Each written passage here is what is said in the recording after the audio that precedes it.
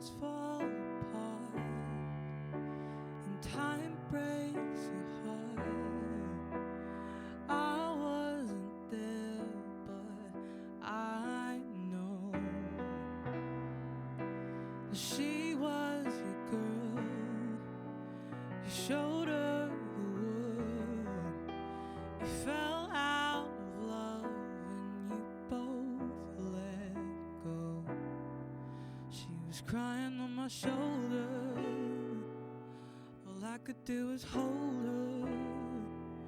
It only made us closer until July. And I know that you love me. You don't need to remind me. Wanna put it all behind me, shouldn't I? But I see her in the back of my mind all the time, like a fever, like I'm burning alive, like a sun.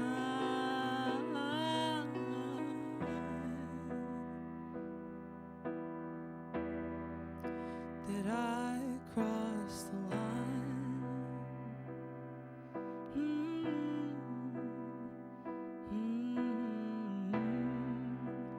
Things fall apart.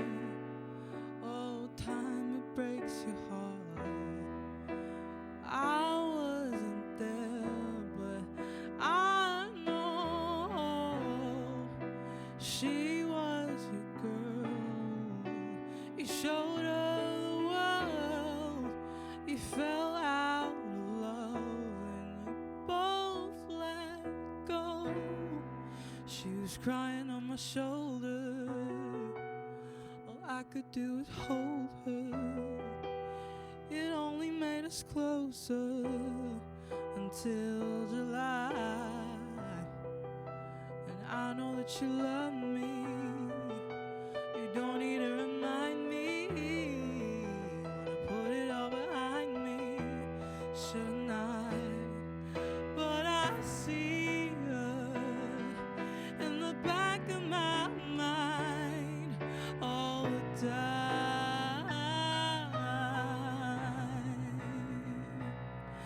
like a fever, like I'm burning alive, like a sun.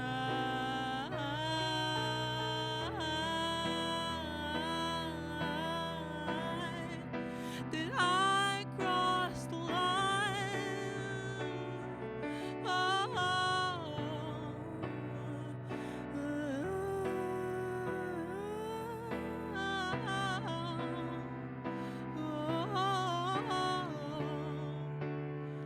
Did I cross the line?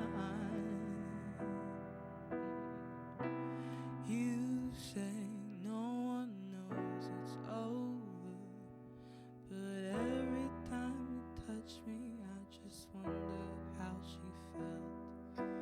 Valentine's Day, crying in my hotel. No, you didn't mean to touch me, so I kept it to myself. Thank you so much. Future first note.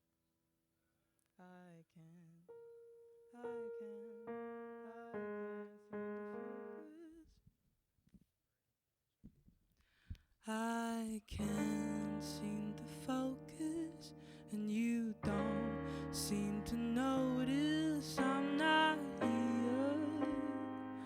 I'm just a mirror. You check your complexion to find your reflections all alone. I had to go. Can't you hear me? I'm not coming home. Do you understand? I've changed.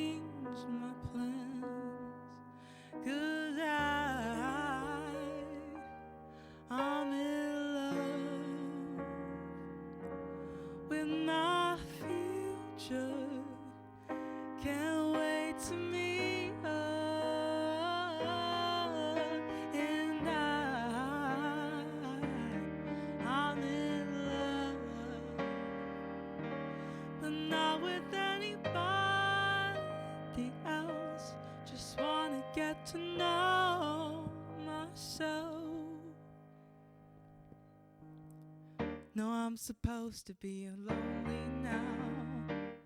No, I'm supposed to be unhappy without someone. But aren't I someone? I like to be your answer, 'cause you're so handsome, and I know better than to drive you home, 'cause you'd invite me in, and I'd be yours again. But I'm in love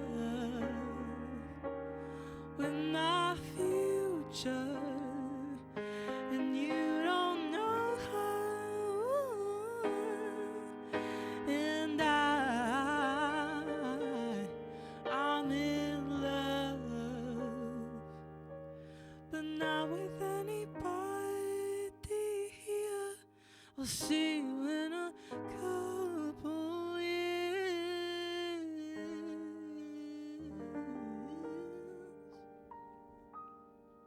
Wait. Thank you. On to the next. This one's an original called Groove With Me. Hope you groove, maybe. Da da da da da. Ooh da da. Ooh da da.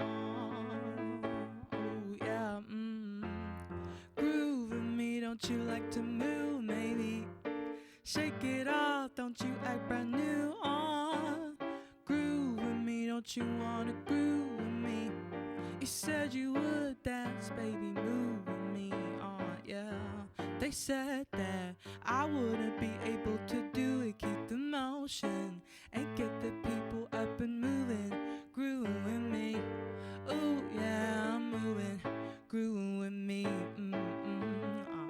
I know you see me up on the floor with my new shoes, sneak peek at all my moves. Chest hurts, weak knees. You wanna dance and say yes on a repeat.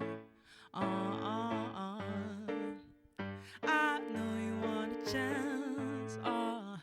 I know you want it bad, but you gotta move your feet. Come stand next to me and you can. Groove with me, don't you like to move, maybe? Shake it off, don't you act brand new. Groove with me, don't you wanna groove with me? You said you would dance, baby, move with me. You groove with me, you groove with me. You said you would, yeah, groove with me. You said you would, baby, move with me. You move with me, yeah, da da da da da da, da da da da da da, yeah, da da da da da da. Ooh yeah, yay! Thank you. That was a chill one. Next, we have another original called Summer's End, also on my EP that I'm releasing this week. If you guys like indie pop or R&B.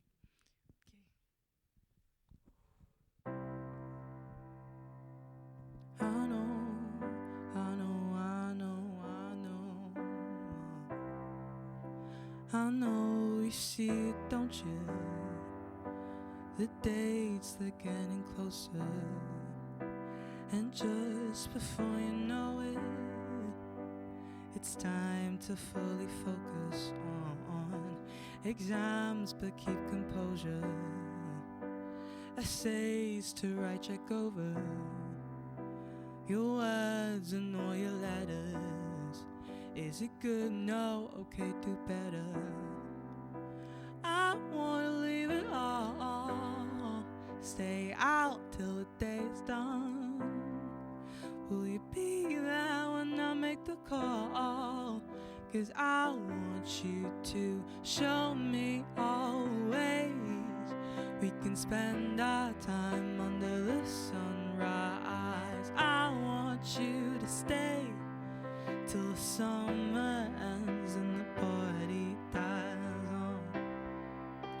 Back to the days when I used to spend all my nights thinking, when will I finish the work that I knew that would take more than 2-3 times just for me to begin it. I wanna leave it all, stay out till the day's done. Will you be there when I make the call? 'Cause I want you. You make my words make sense. Make sense, you make my words. I don't ever have to pretend. No, I don't, 'cause you show me always. We can spend our time under the sunrise. I want you to stay till the summer ends and the party dies. Oh, show me always. We can spend our time under the sunrise. I want you to stay till the summer ends and the party dies. Oh, the party dies and the summer ends. I want you, no, I want you. Will you be there when I make the call? Will you be there when I make the call? I want you till the summer ends. Till the summer ends, I want you. And the party dies, but I want you.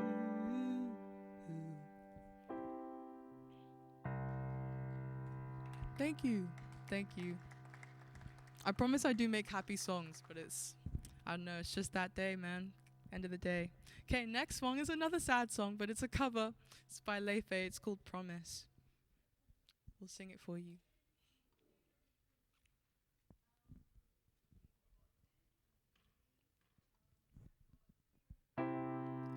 I made a promise to distance myself.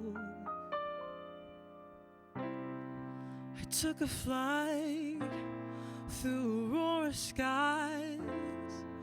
Honestly, I didn't think about how we didn't say goodbye. Just see you very soon.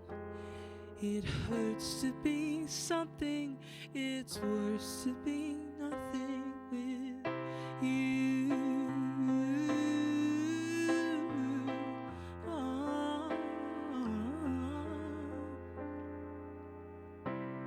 So I didn't call you for 16 long days, and I should get a cigarette for how much restraint. No matter how we didn't say goodbye, just see you very soon. It hurts to be something, it's worse to be nothing with you. I've done the math, there's no solution, we'll never last. Why can't I let go of it?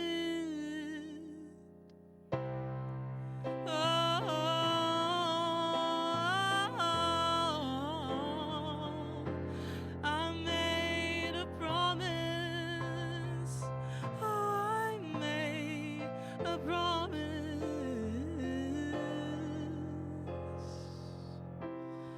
So I broke my promise. I called you last night. I shouldn't have, I wouldn't have, if it weren't for the sight of a boy just like you, standing out on Melrose Avenue. It hurts to be something, it's worse to be nothing with you.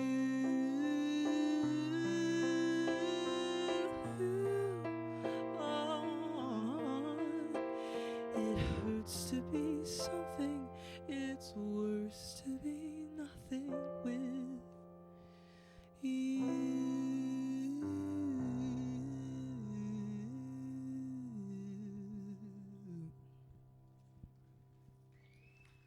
Thank you so much. I hope you're having an okay day. I'm Lena Sounds, by the way, if you didn't see me earlier today. Okay, last song, guys. Oh no, so sad. I'm gonna cry. Another one of Birds of a Feather. It was the happy song that I sang last time, so hopefully you like it after such a long day. Well done. Let's go. I want you to stay till I'm in the grave. Alright, till I rot away, dead and buried. Till I'm in the casket you carry. If you go, I'm going too. 'Cause it was always you. Alright, and if I'm turning blue, please don't save me. Nothing left to lose without my baby. Birds of a feather, we should stick together. I know I said I never think I was a better alone. Can't change the weather, might not be forever, but if it's forever, it's even better. And I don't know what I'm crying for. I don't think I could love you more. Might not be long, but baby, I'll love you till the day that I die. Till the day that I die. Till the light leaves my eyes. Till the day that I die. I want you to see how you look to me. Alright, you wouldn't believe if I told you. You would keep the compliments I owe you, but you're so full of it. Tell me it's a bit. Alright, say you don't see it, your mind's polluted. Say you wanna quit, don't be stupid. And I don't know what I'm crying for. I don't think I could love you more.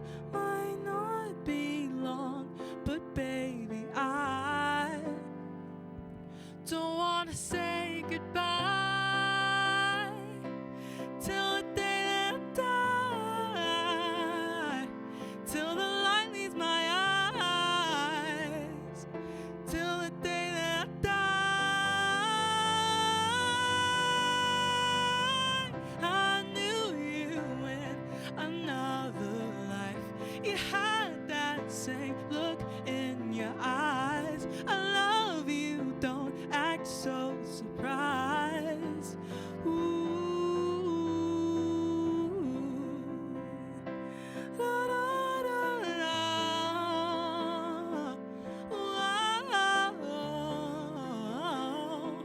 Ooh.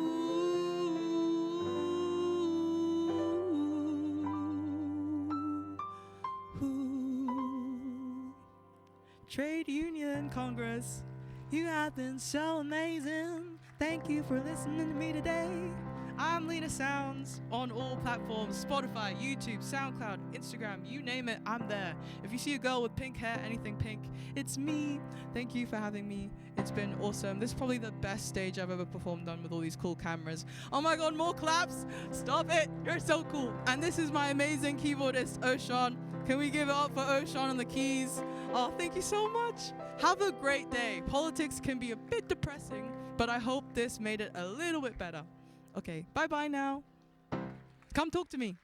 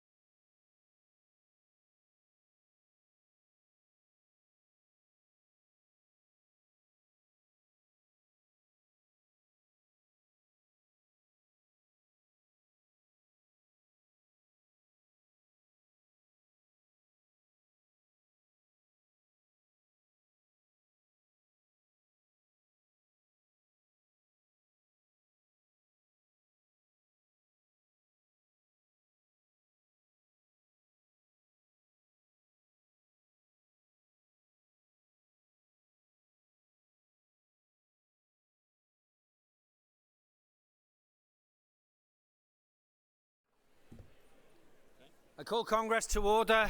Please take your seats.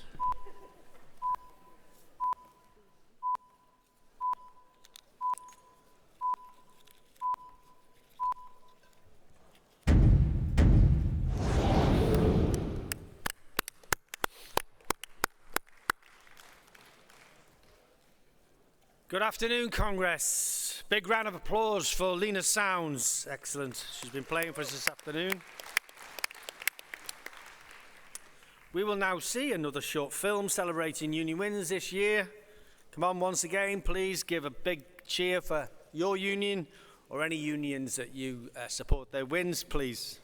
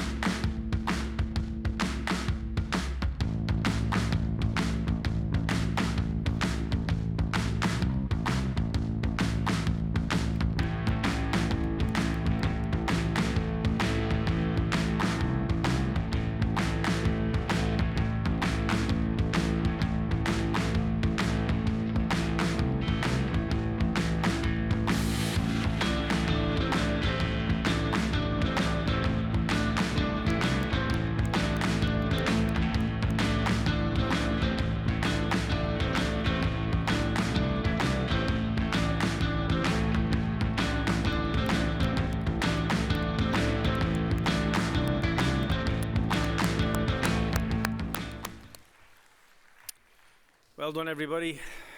Okay, delegates. Nominees for the General Council were elected unopposed this year. Therefore, the General Council for the coming year is as set out in the provisional agenda. We start with section 4 of the General Council report from page 46. I now call motion 60, Back Britain's Potteries. The General Council support the motion. It's moved by the GMB, seconded by Unite. I don't have any other speakers. GMB, please.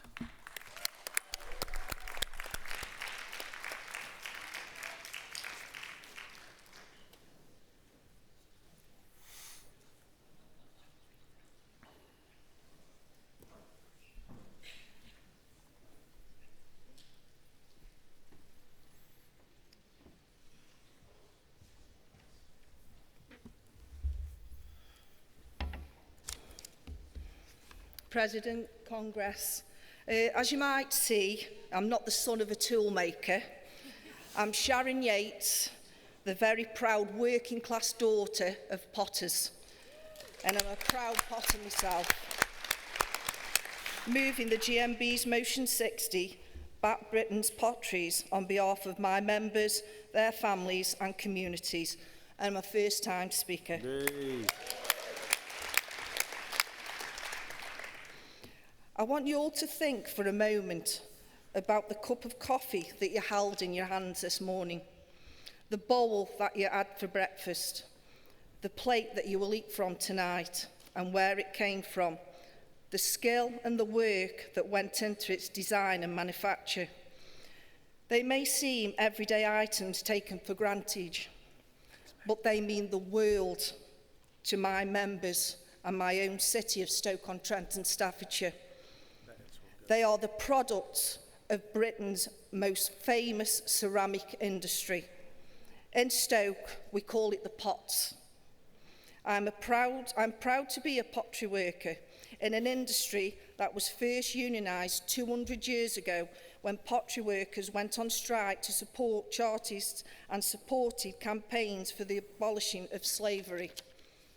But today, my much-loved industry is hemorrhaging, thanks to underinvestment, lack of central planning, extortionate energy costs and unfair competition from overseas. The UK's reliance on energy imports from abroad in the more dangerous world and energy companies' increasing costs of gas is having a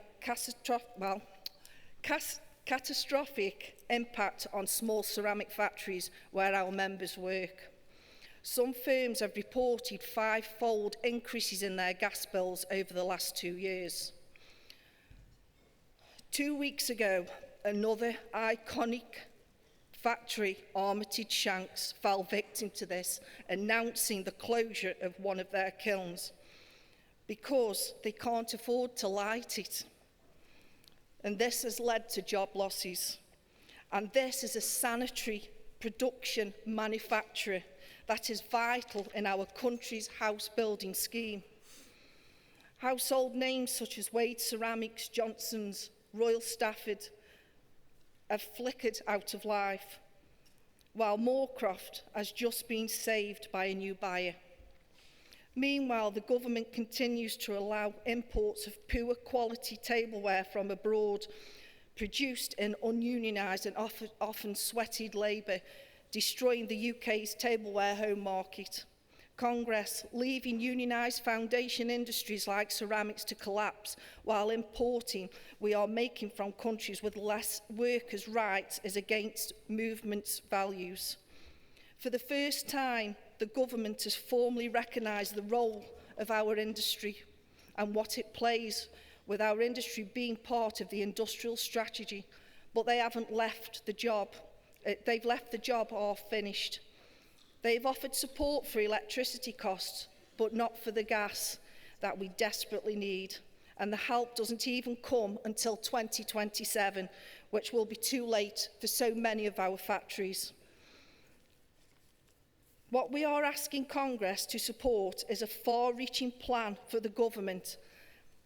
Help ceramic firms on energy costs today and invest in our industry tomorrow through hydrogen and carbon capture technology. This is crucial, Congress. Ceramics is hardwired into country's industrial base. It supports tens of thousands of jobs through local supply chains, the gas network supplying the economy from cups in office cupboards to components in aerospace technology and defence. For every 2 jobs in ceramics, you get a third in supply chain. That's the same rate of supply job creation as the country's railways. But Congress, it has to start with us.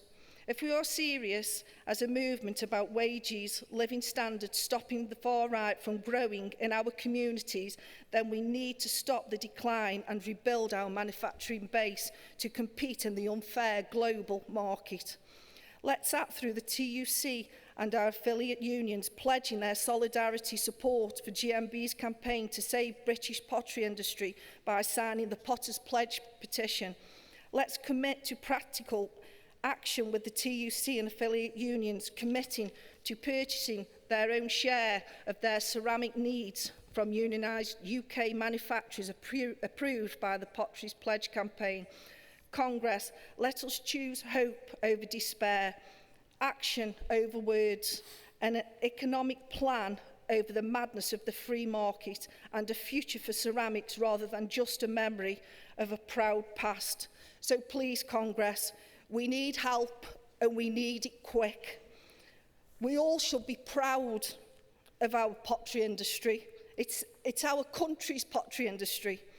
But with all the problems that we face, without the immediate act from the government on the help with energy, it's devastating our families, it's destroying our communities, and it's ripping the heart out of our industry and the people of Stoke-on-Trent and Staffordshire. I move. Please support. Please support. Thank you. Thank you, Sharon. Great job. First time speaker, everybody. Great job. Unite, please. Unite, please. Thanks, Martin. AV technician. Back to member Martin Furlong.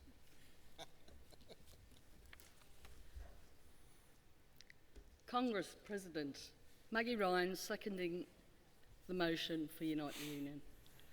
Our world-famous potteries and ceramics industry is in crisis. This is not an industry ready to be confined to history. It is an industry which contributes $1 billion to the economy and supports over 22,000 skilled workers. It provides jobs to swathes of the Midlands which would otherwise be abandoned. But just this year, energy costs have pushed 2 potteries to close, with several others on the brink. Congress, there is a manufacturing crisis in this country. It connects the fate of potteries and ceramics to other energy-intensive industries, such as steel and automotive.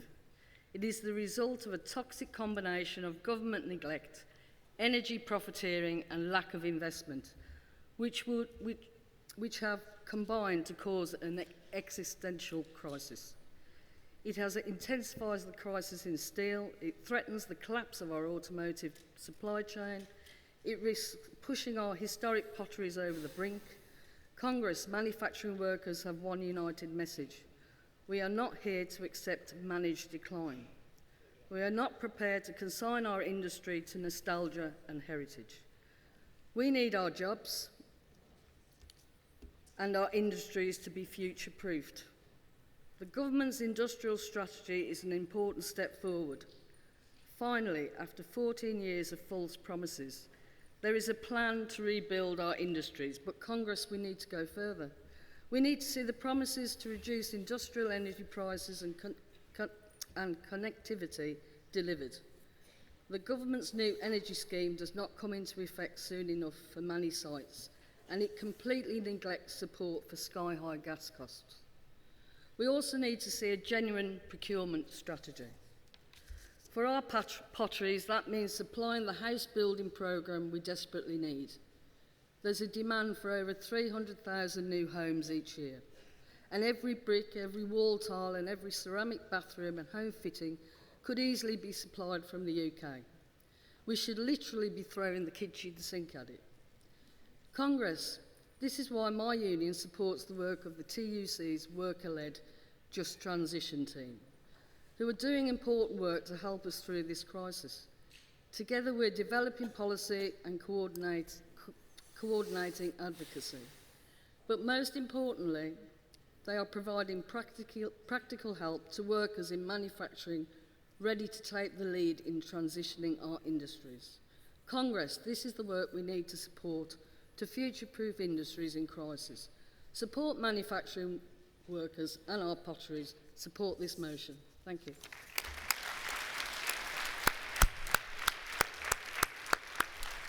Thank you, Maggie. There are no other speakers in the debate. I'll move to the vote. Motion 60, please. Will all those in favour please show? Thank you. Will all those against please show? Thank you. That's carried unanimously. I now call motion 61, securing our steel industry. The General Council support the motion. It's moved by Community, seconded by ASLEF. Unite have asked to speak. I'll take that speaker. I won't be taking any more. Community, please. Can we curb that enthusiasm, please? President Congress, Angela Carrigan, a steel worker from Dale Steelworks, proposing motion 61, securing our steel industry on behalf of Community Union. Earlier this year, as Steelworkers Union, we submitted a motion to the TUC, looking for support in preserving and growing our remaining steel industry. Little did we know how external factors would both heighten our need for creating our own steel in the UK and at the same time imminently threatening the future of our remaining steel industry. As a society, we are deeply reliant on steel, often unconsciously. Consider how you got to conference today by car, train, plane, ship, even bike, all made from steel. Look out the seafront, we have the beautiful ornate metal frame piers that have stood the test of time and weathered many a storm. To the modern Amex Stadium just up the hill, fabricated by Watson Steel from a variety of steel products cast in Scunthorpe and Port Talbot, and further processed in dedicated rolling mills across the UK, where we were still at that time colleagues with one united steel company. In 2015, our industry was shamefully allowed to be broken up. Plants mothballed and sold off under the watch of an apathetic Tory government, with no enthusiasm to fight for the foundation industry that a thriving economy is based on. Totally contradicting other nations across the globe who appreciated and supported their steel industries. For the past 10 years, fractured and unsupported, each steel plant has tried to survive independently, with no steel strategy or Conservative government backing. Moreover, it is because of their bad deal that we saw the blast furnaces go out in Port Talbot last year. A cheap deal that let our steel workers down, that let the Welsh community down and let the wider economy down. I know for my fellow steelworkers it was and still is an emotional and angry time. Watching their heritage being destroyed, knowing that it wasn't because of the need for steel had disappeared, but due to the lack of support by consecutive UK governments. I work at DL, the very last plate mill in Scotland, a key strategic site for the UK, and our only mill still able to supply high quality steel plate for shipbuilding. After a challenging year hit by high wholesale energy prices, unchecked cheap steel dumping and a lack of UK procurement orders, we paused production as it proved uneconomical for us to produce steel plate. But just this month, we finally won a contract to supply plate for the fleet support supply ships.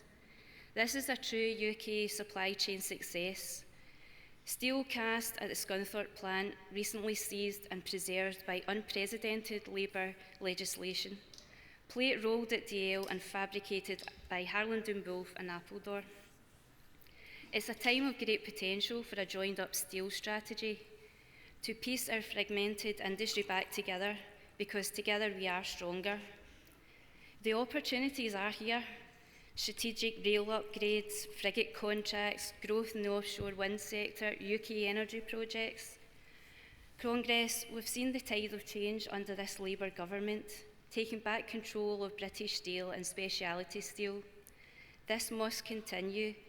We need a comprehensive steel strategy now, shoring up and future-proofing our combined steel industry. Steelworkers across the country are only asking for a level playing field, lower wholesale energy prices, fair UK procurement, and an end to steel dumping. I hope that you will support our motion today, a motion designed to reaffirm our commitments to rebuild and invest in our steel industry, and ensure that we continue to work with the UK government to ensure that our steel industry grows. Let's ensure steel remains the beating heart and pride of our communities across the UK, because as Community Union has always said, Britain, we need our steel. Please support. Thank you, Congress. Thank you, Angela. Call has left to second the motion. Thank you, President. Congress, rising to second the motion in front of you. Obviously, we represent train drivers, and train drivers obviously need drive trains that go over the rail, and the rail, of course, is made of steel, so this is vitally important to us, not just the communities where those industries are based. But I wanted to touch on a thing or a theme that was going through conference this week. Eddie Dempsey and Joe Grady spoke on it. But our economy has turned into a service economy where skilled, secure work and well-paid, meaningful work is becoming a thing of the past. Deindustrialisation has and will continue to be a disaster for our economy and the millions of unemployed looking for a job for life, and jeopardises the nation's sovereignty and economic security. Now, I was born in the 1970s. I mean, someone suggested yesterday I was born in the 2000s. That's not the case. I was born in the 1970s. But back then, you know, key parts of our industry were in public hands. You know, the coal industry, steel industry, cars, gas, electricity and oil were all in public ownership. Postal services and other communications were in public ownership. In fact, at the time, 60% of Britain's GDP were generated by workers in those public industries. And as a result, the gap between the richest and the poorest in the country at that time was at its narrowest ever. You know, you could pretty much live on one wage when you came home.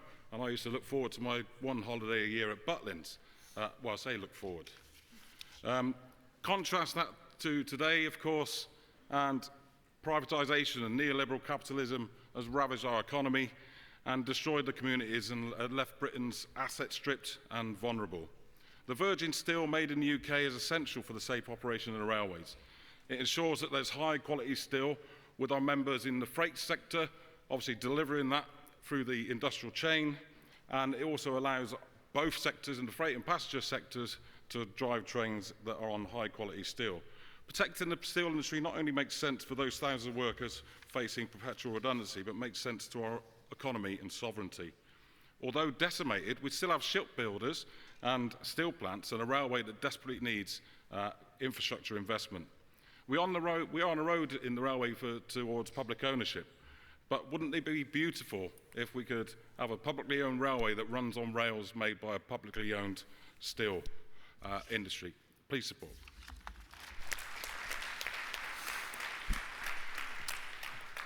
Thank you, Andrew. Unite, please.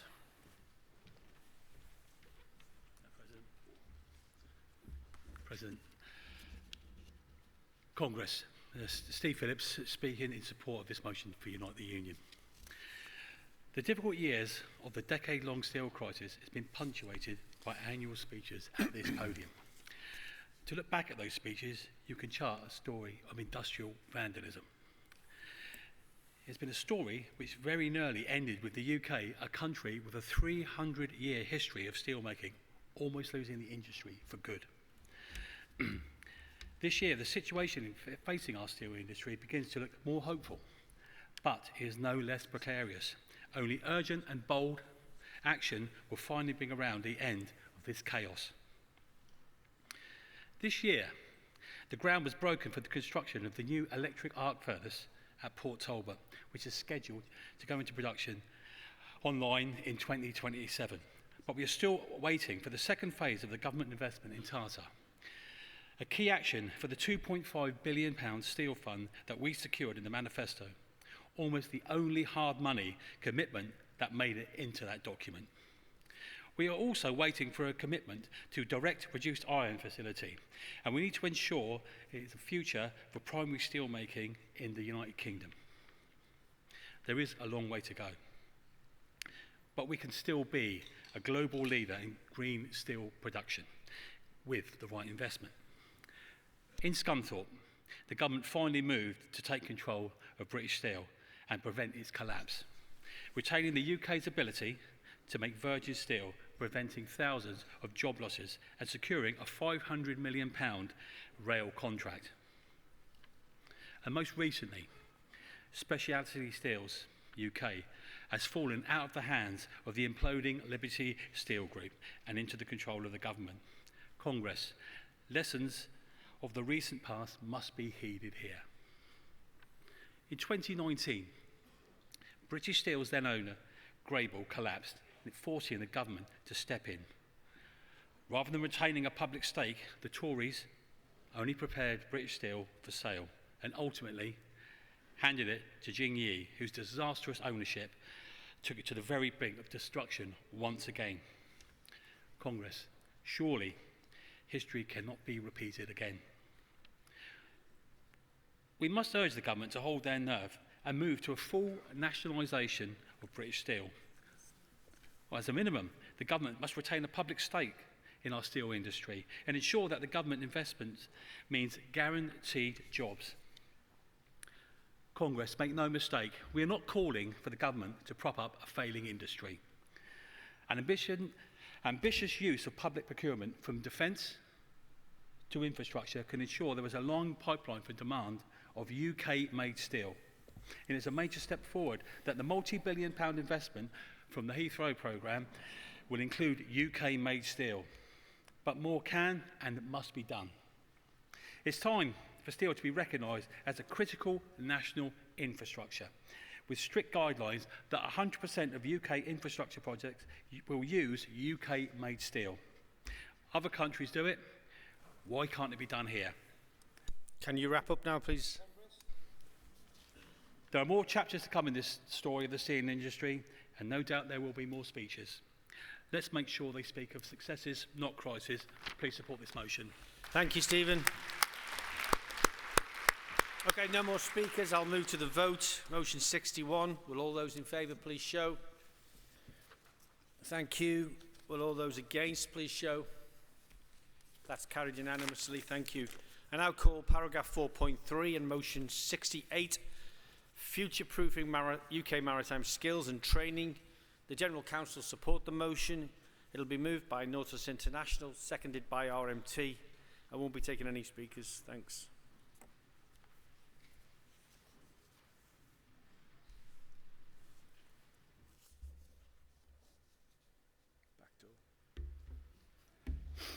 President, Congress, Ian Mackenzie speaking on behalf of Nautilus International, moving motion 68, future-proofing the maritime skills and training. The UK is a maritime nation. Our economy, our security, our global standing, they all depend on the sea. From the merchant ships that kept us supplied in wartime, to the ferries, container ships and tankers that keep our economy moving today. 95% of all the goods we have comes by sea. Our seafarers have always been essential, but today the future of our maritime workforce is under threat. The sector contributes billions to our economy. It supports the best part of 1 million jobs and moves almost all of our trade. Yet despite this vital role, the government continues to fall short on its commitment to maritime growth and investment. There's a growing gap in training funding, one that's proving harder and harder to fill. Employers, training providers and unions are already making sacrifices to keep training afloat. But this burden cannot be carried by the industry alone. Without government support, we risk losing the next generation of maritime professionals. This isn't just about the officer training. Ratings, who are the skilled seafarers who form the backbone of every vessel, face even greater challenges. Theirs is limited funding, conflicting career pathways, and little recognition of their essential role. If we're serious about building a future ready for maritime workforce, we must support everyone on board. Training provision is fragmented. Providers operate without direct accountability to the Maritime and Coast Guard Agency or the Department for Transport. That leads to inconsistent standards, poor outcomes. We need a single national maritime training provider, one that's coordinated, accountable and focused on quality. And the UK tonnage tax, it was meant to incentivise ship owners to register their vessels under the UK flag. But it's outdated now. The number of UK flags has fallen. UK flagged vessels has fallen, and the tax regime no longer delivers the training and employment it promised. Reform must tie the benefits to real commitments, training and employing UK resident seafarers and flying the red ensign with pride. Congress, despite all the rhetoric about growth and ambition, this government refuses to commit the funding needed to drive a better maritime future. It praises our seafarers, but it won't invest in their training. That's not good enough. That's why we need 100% smart funding and a minimum training allowance to support trainee maritime professionals, recognising the significant economic return. So that's £4.80 to gross domestic product for every £1 invested. the establishment of a single national maritime training provider accountable to the MCA and DFT to ensure the consistent high-quality training provision, a comprehensive review of the UK tonnage tax to incentivise ship owners to register vessels on the UK flag and provide quality onboard training and subsequent employment to British seafarers. These measures are crucial for securing a steady stream of highly skilled maritime professionals, supporting a just maritime transition and revitalising the nation's maritime industry, its contribution to national security and resilience. So I ask you, Congress, stand with us. Stand with the young people who dream and deserve a career at sea. Standing with the ratings who keep our ships running, with the coastal communities who depend on the maritime jobs. Stand with the seafarers who keep this country moving. Support this motion. Let's build a maritime future that's skilled, secure and just. I move. Thank you, Ian. RMT, please. Bang on time, wasn't it? Was it bang on time? Not good if they don't. Dave Watkin, RMT, second in motion 68, first time delegate, first time speaker. Well done, Dave. Brothers, sisters, Congress, I'm a serving merchant seafarer of over 30 years, and that's why I'm proud to second motion 68, moved by my fellow seafaring comrades at Nautilus. Just to clarify, a ship's crew is made up of two groups of workers. We have the officers. These are made up of such ranks as captains, chief engineers, first officers, mates, and the ship's engineers. That second group of workers, the ratings, this is where I work. These are grades such as deckhands, cooks, stewards, boatswains, and most importantly, the ship's mess person, which if you've ever worked at sea, that is the most important person on the ship. The reason I need to clarify these two groups of workers is due to how these groups of workers' apprenticeship schemes are funded. The Smart Apprenticeship Scheme came into force in 1998, the tonnage tax scheme in 2001. For 20 years, these state-backed schemes have guaranteed a regular annual supply of trained UK officers, but next to nothing for ratings who are more likely to be employed on exploitative P&O-style contracts. The Maritime Skills Commission was clear in its 2023 report on barriers to ratings training that things need to change. The MSC has called for allowing smart funds to be used to fund rating apprenticeships, reform the tonnage tax to effectively deliver training opportunities for UK ratings, improve increased training employment for UK ratings, especially in the offshore and wind sector. It takes 3 years and costs employers an average of £68,000 to train an officer cadet, and the SMART scheme already covers 50% of employers' costs under reforms introduced by the Tory government. Ratings training, due to the state support, is more expensive than officers training. Some employers, especially in the crew sector, use this as an excuse to continue to employ cheap international crew ratings rather than committing to training and employing UK ratings. Over the last 24 years, 14,600 UK cadets have been trained on tonnage tax ships, but only 115 UK ratings.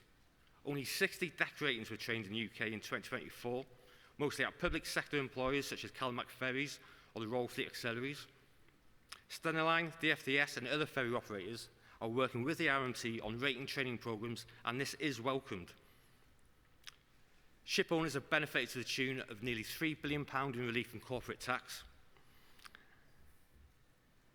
Currently, UK ratings number statistics were under 10,000, while the number of non-EEA nationals employed in rating positions in UK shipping soared to £114,000.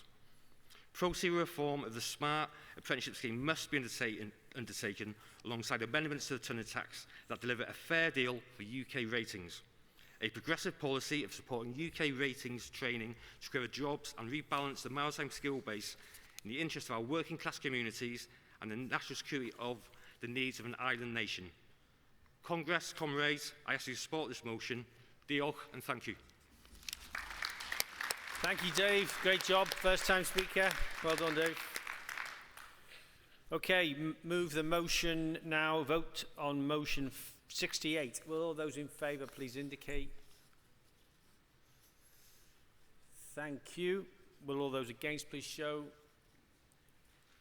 That's carried unanimously. Thank you.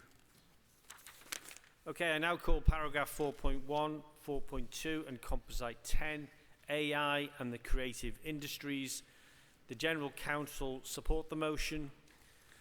It's moved by Equity, seconded by Musicians Union, supported by the NUJ, supported by AUE and Prospect. I won't be taking any additional speakers. Equity, please. Thank you, President. Conference, Howell Morgan from Equity moving composite motion C10 on generative AI and creative workers' rights. First time delegate, first time speaker. Thank you. Conference, my grandfather, Jack, was a miner. I never met him because he died from pneumoconiosis when my father was 11. So perhaps it's fitting that the first time I address Congress, it's time to talk about the existential dangers of another kind of mining, but I'll come back to that. The creative industries accounted for over 5% of the UK's gross value added in 2024. That's around £123 billion to the UK economy. Creative workers are the backbone of the UK's world-leading performing arts and entertainment industry, yet they often find themselves in precarious working conditions. Take the supporting artist that I spoke to on set in Liverpool 2 years ago. He'd been working on a well-known science fantasy series for a global streaming company. You know the sort of thing, leather, swords, dragons. Now, when he was told that they wanted to do a 3D body scan of him in full costume, he felt flattered. It was a novelty.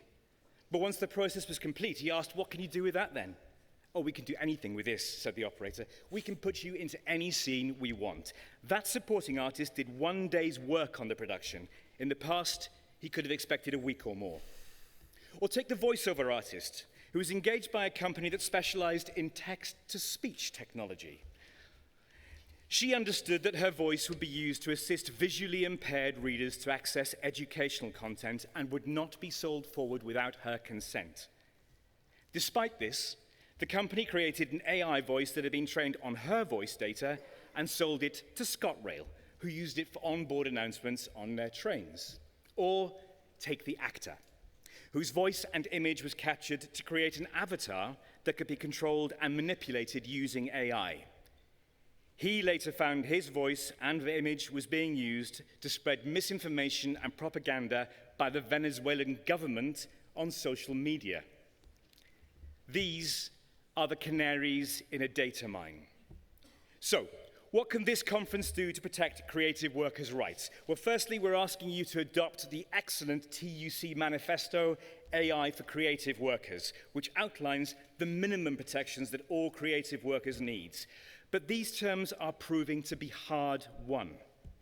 In America, the Screen Actors Guild went on strike for 118 days, the longest strike in the history of Hollywood, and they won.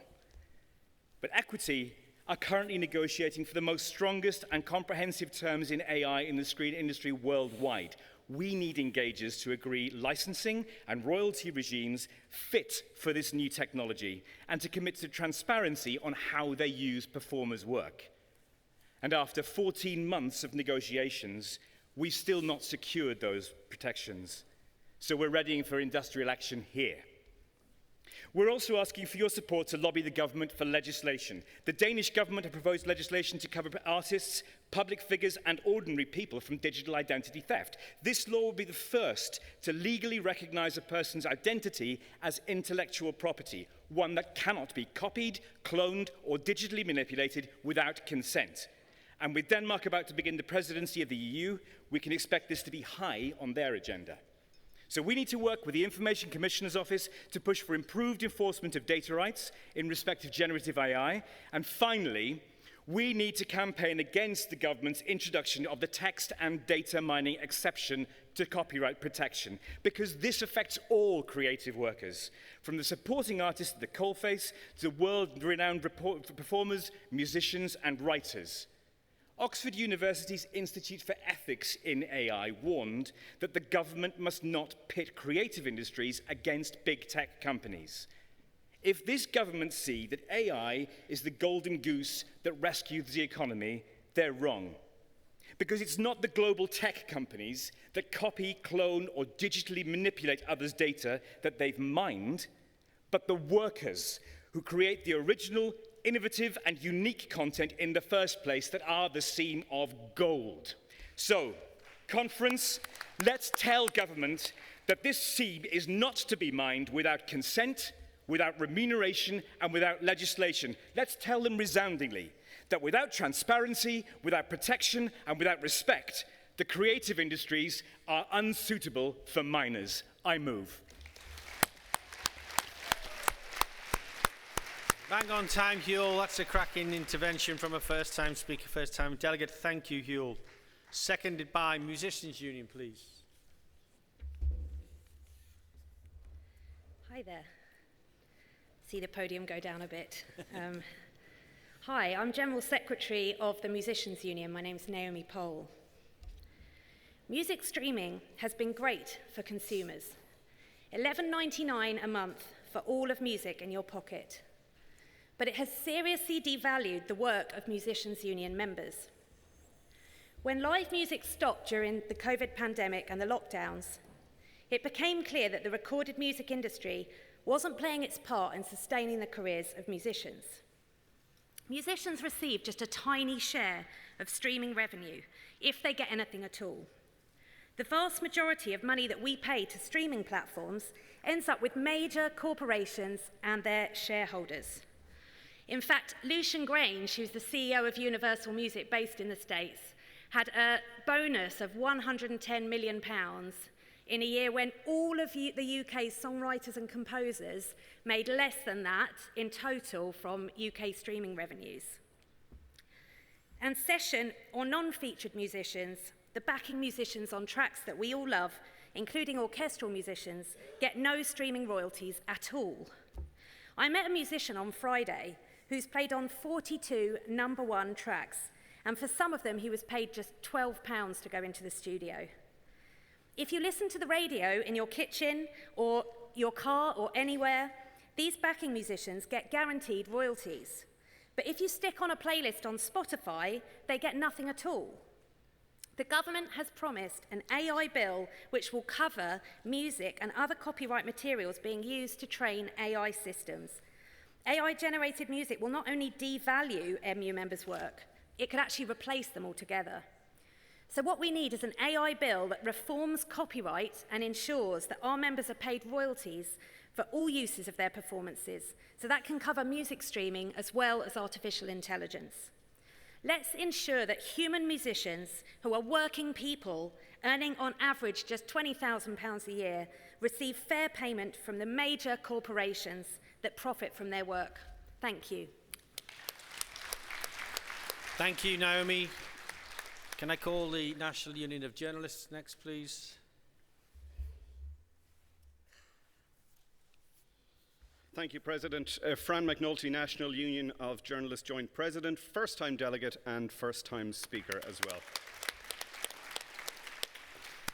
Happily supporting this composited motion. Delegates, my late mother often used a phrase, borrow from Peter to pay Paul, a biblical reference.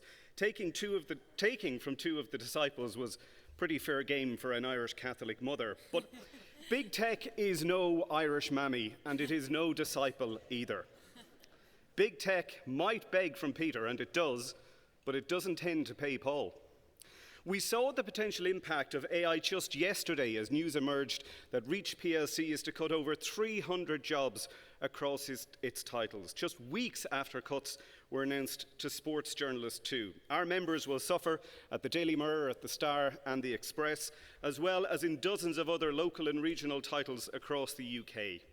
Delegates, journalism is a human endeavour. AI cannot fill that gap.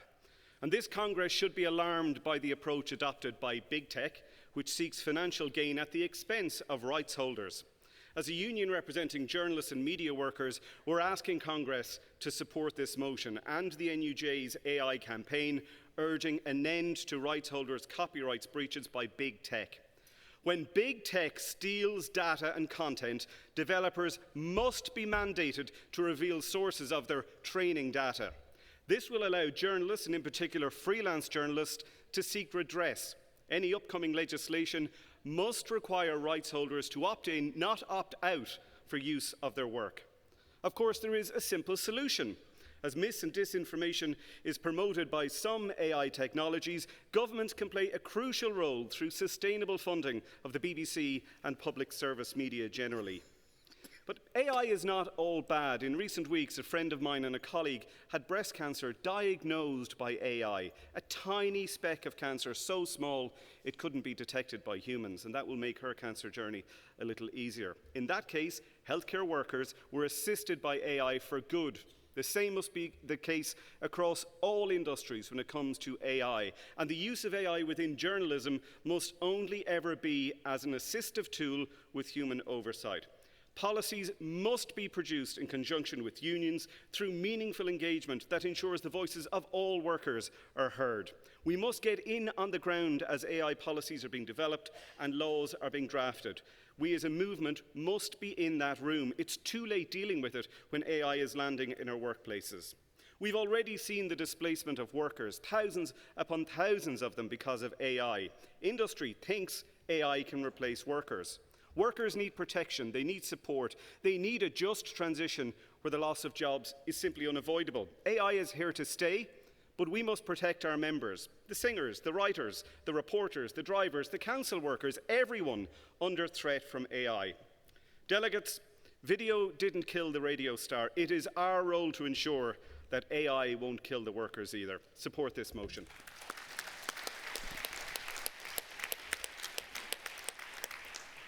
Thank you, Buggles.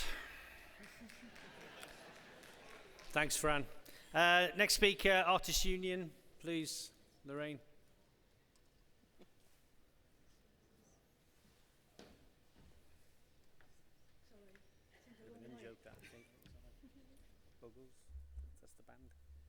Okay, yeah, Lorraine Monk, Artists Union, supporting Composite 10. Never in human history has a technology emerged so fast, so quickly, and been so unaccountable. Global capitalism and totalitarian states have recognized AI's potential. Greed for money and power is irresistible. AI has been promoted using advertising and media manipulation that sells it as the golden money tree, while suggesting any criticism of it is out of touch and people that are really outdated. In 300 years of union history, we've always demanded legislation to protect workers' rights. Why is this so different? Unions representing creative workers are still waiting for the government to publish the response to their own consultation on the copyright and AI consultation, which was closed in March.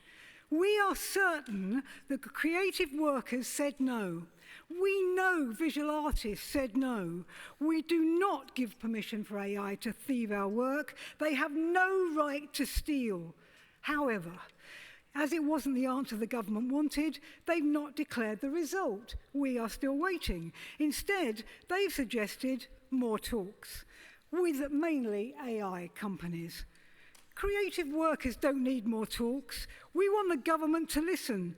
What a disgrace for a Labour government to try to rig it and then bury it. But this is just one more example of the government dragging their feet.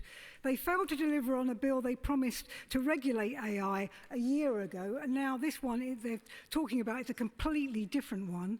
They refused to sign with 58 other countries an agreement to regulate AI. We instead sided with Trump's US. This is shameful. Our government giving in to the interests of large corporate companies against the interests of ordinary workers. Our union movement began by workers demanding laws to control working conditions. How is it the Labour government is so obdurate about this, doing Trump's bidding, forgetting our roots? I urge the TUC and the government to ask these questions, and you might recognise them. What power has AI got? Where did they get it from? Whose interest do they exercise it? And to whom are they accountable? AI must be regulated and controlled. Conference, support this composite. But let's go further. We need to wake up, and we need to get the government to wake up too. Thank you. Thank you, Lorraine. Thank you, Lorraine. Prospect, please. Final speaker in this discussion.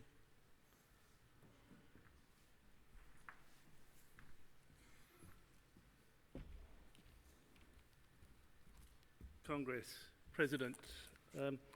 I'm Sean O'Malley, President of the TUC sector of Prospect, who represent live events and creative workers across the creative industries. As such, I'd like to just take a moment, if you will allow, to give thanks to the live events workers who are working to bring this conference smoothly and quietly.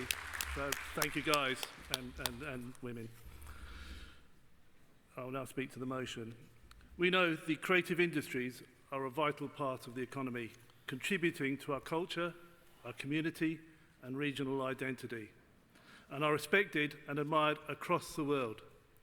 The government knows this too and has named the creative sector a priority in its industrial strategy. All this is built upon a highly skilled and dedicated workforce.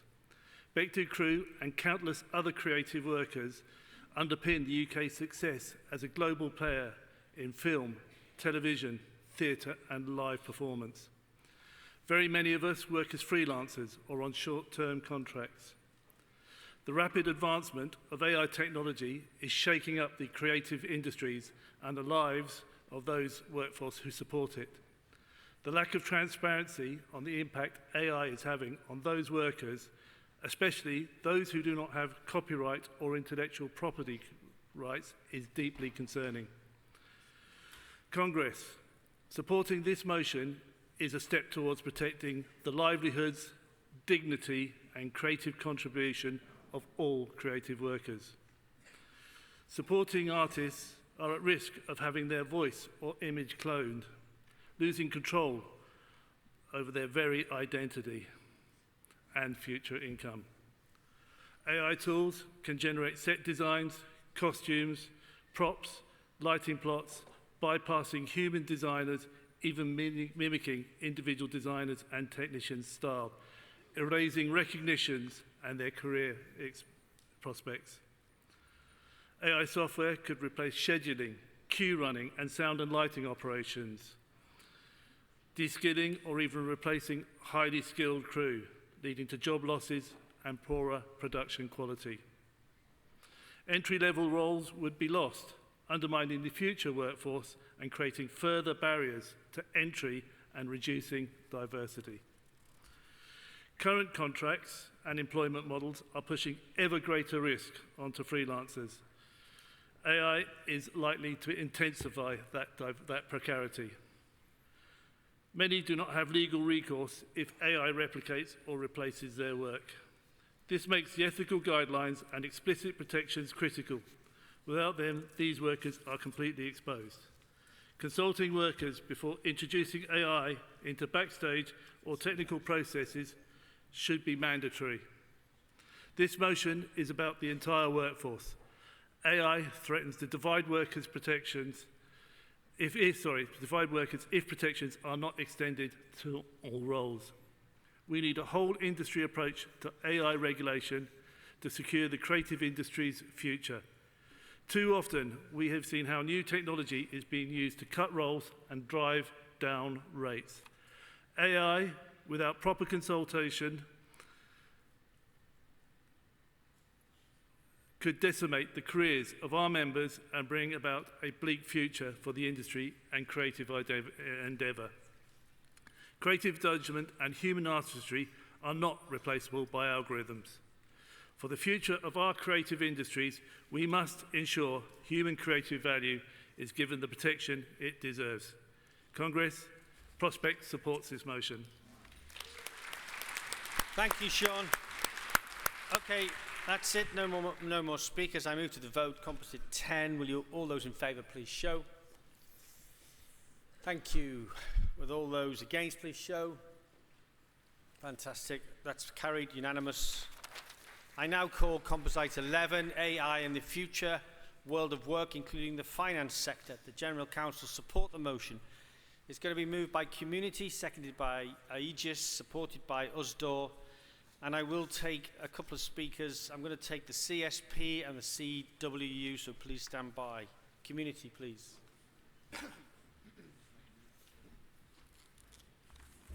Hello, everyone. Okay. My name's Kelvin Miles. I work for the West Brom. the Building Society, not the football club. So if anyone's looking for a signed shirt, I'm sorry, I'm not your man.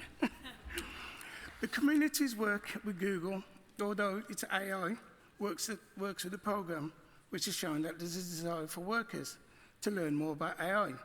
And when they understand AI, they'll feel more confident in talking to their employers about AI, how it should be used and implemented in the workplace. It is vital that we work with our employers to ensure that the entry pathways into the workplace is not closed off through the introduction of AI.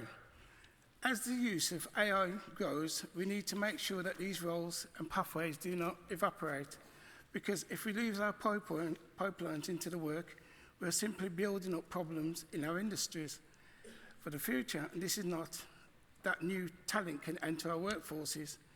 We need to work with the government to ensure that we have a robust apprenticeship programs that embed AI with them, so we have a way for young people to enter the finance workforce.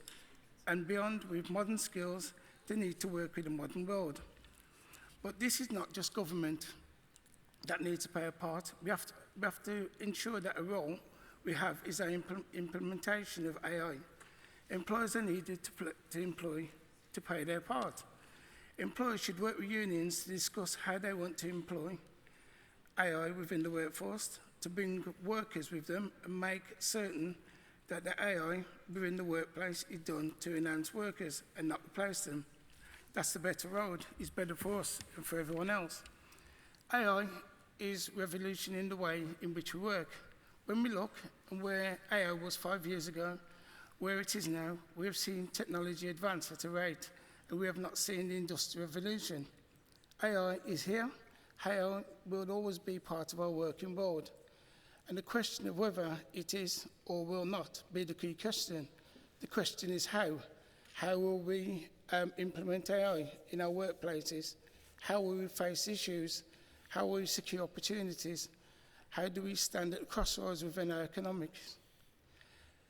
And we must choose whether to go down that road where AI undermines workers, where it is to remove worker autonomy, and where it's used to monitor workers with the nuance of human compassion or sense, and where it's used to remove workers. But this is not only just a road. This is not a choice that's available to us. Another road, another future for the world is possible. We need to ensure that AI is used to enhance workers, not replace them, and through robust training and retraining for all workers, regardless of their age, can allow workers to harness AI to them. The possibility to seize opportunities provided by AI and make them work for me and you and for every worker in the AI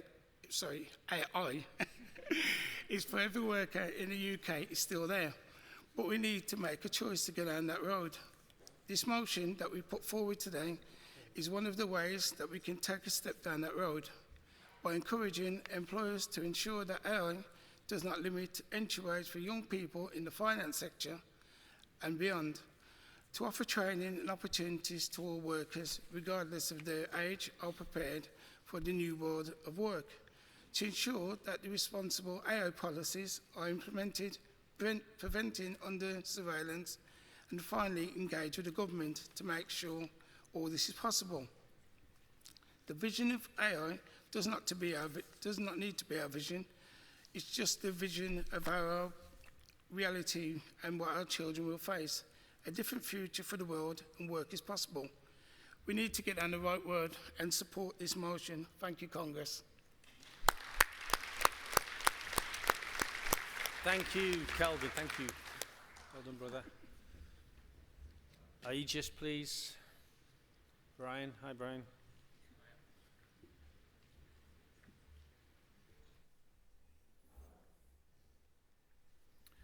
President, Congress, Brian McDade, Assistant General Secretary of Aegis, supporting this motion.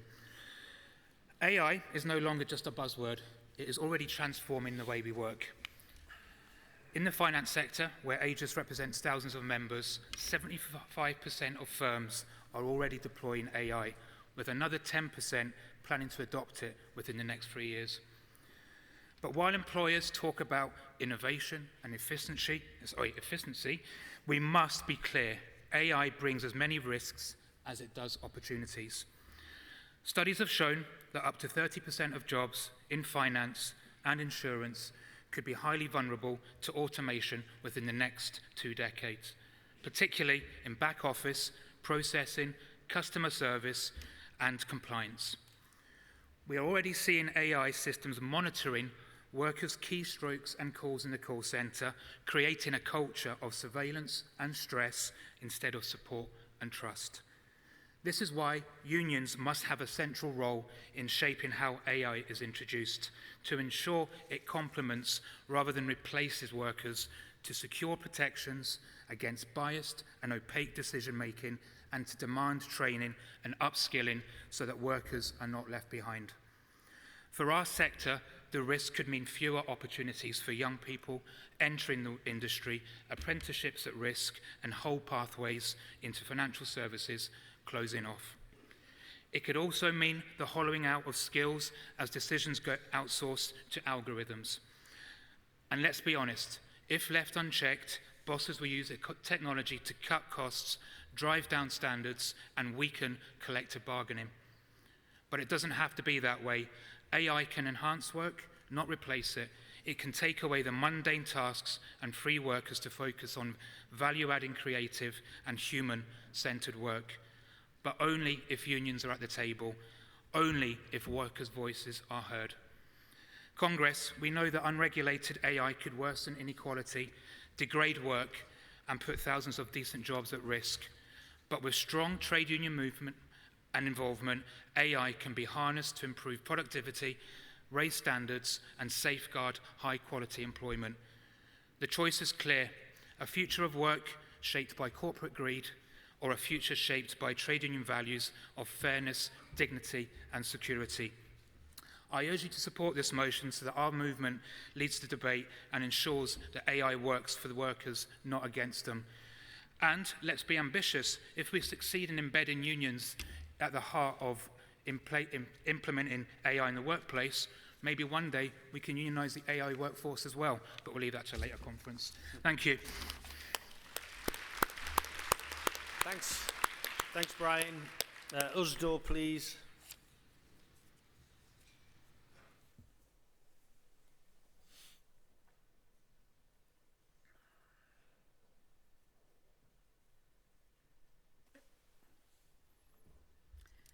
President, Congress, Joanne Thomas, Usdor, speaking in support of the composite motion on AI and the future of work.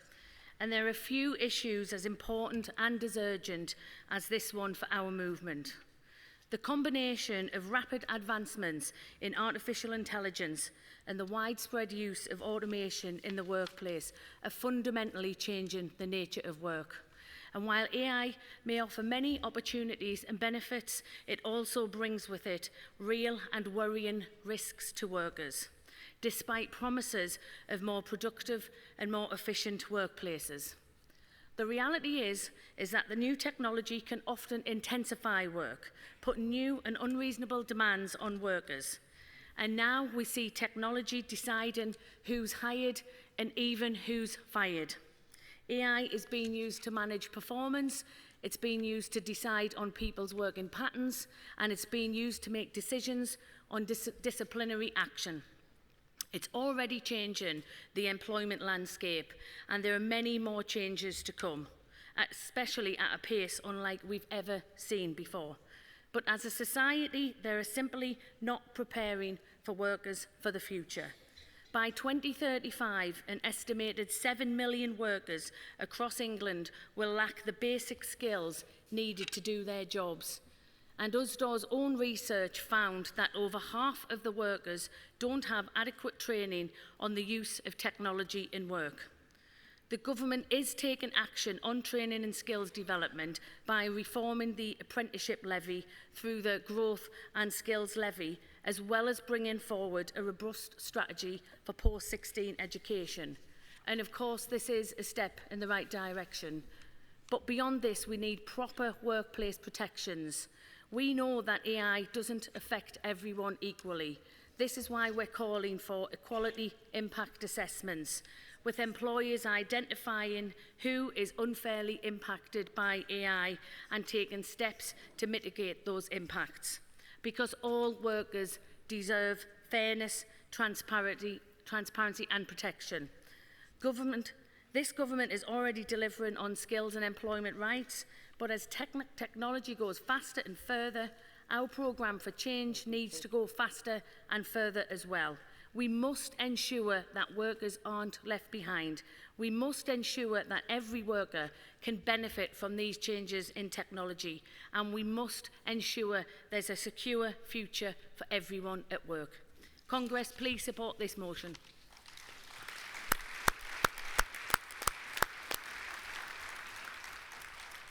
Thank you, Joanne. And as I said, I'm going to take a couple of speakers in addition to those that have already spoken. CSP, please, and could CWU stand by? CSP.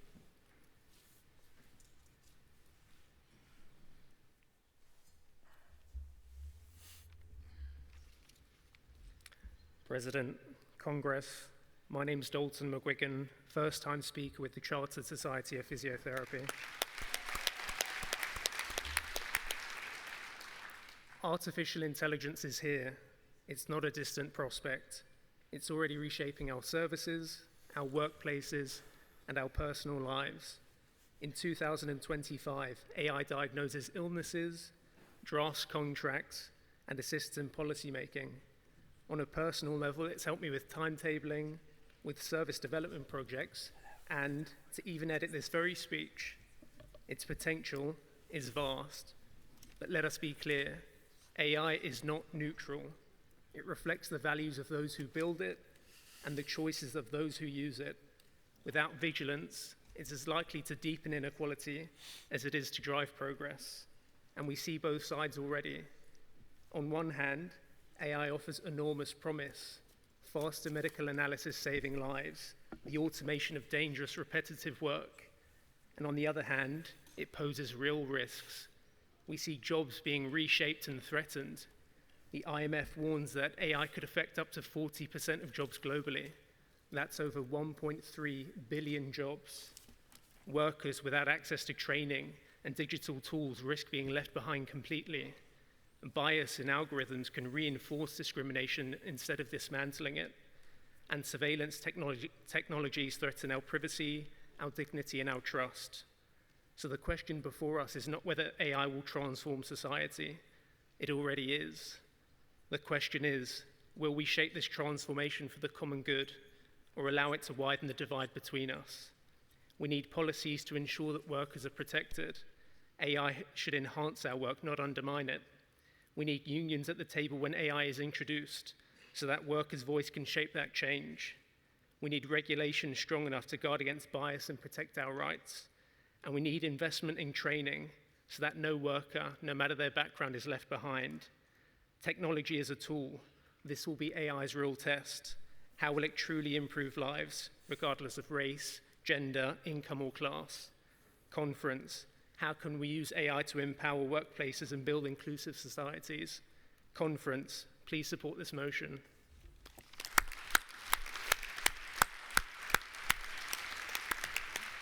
Another terrific intervention from a first-time delegate, first-time speaker. Well done, Dalton. Okay, CWU, final speaker in this debate.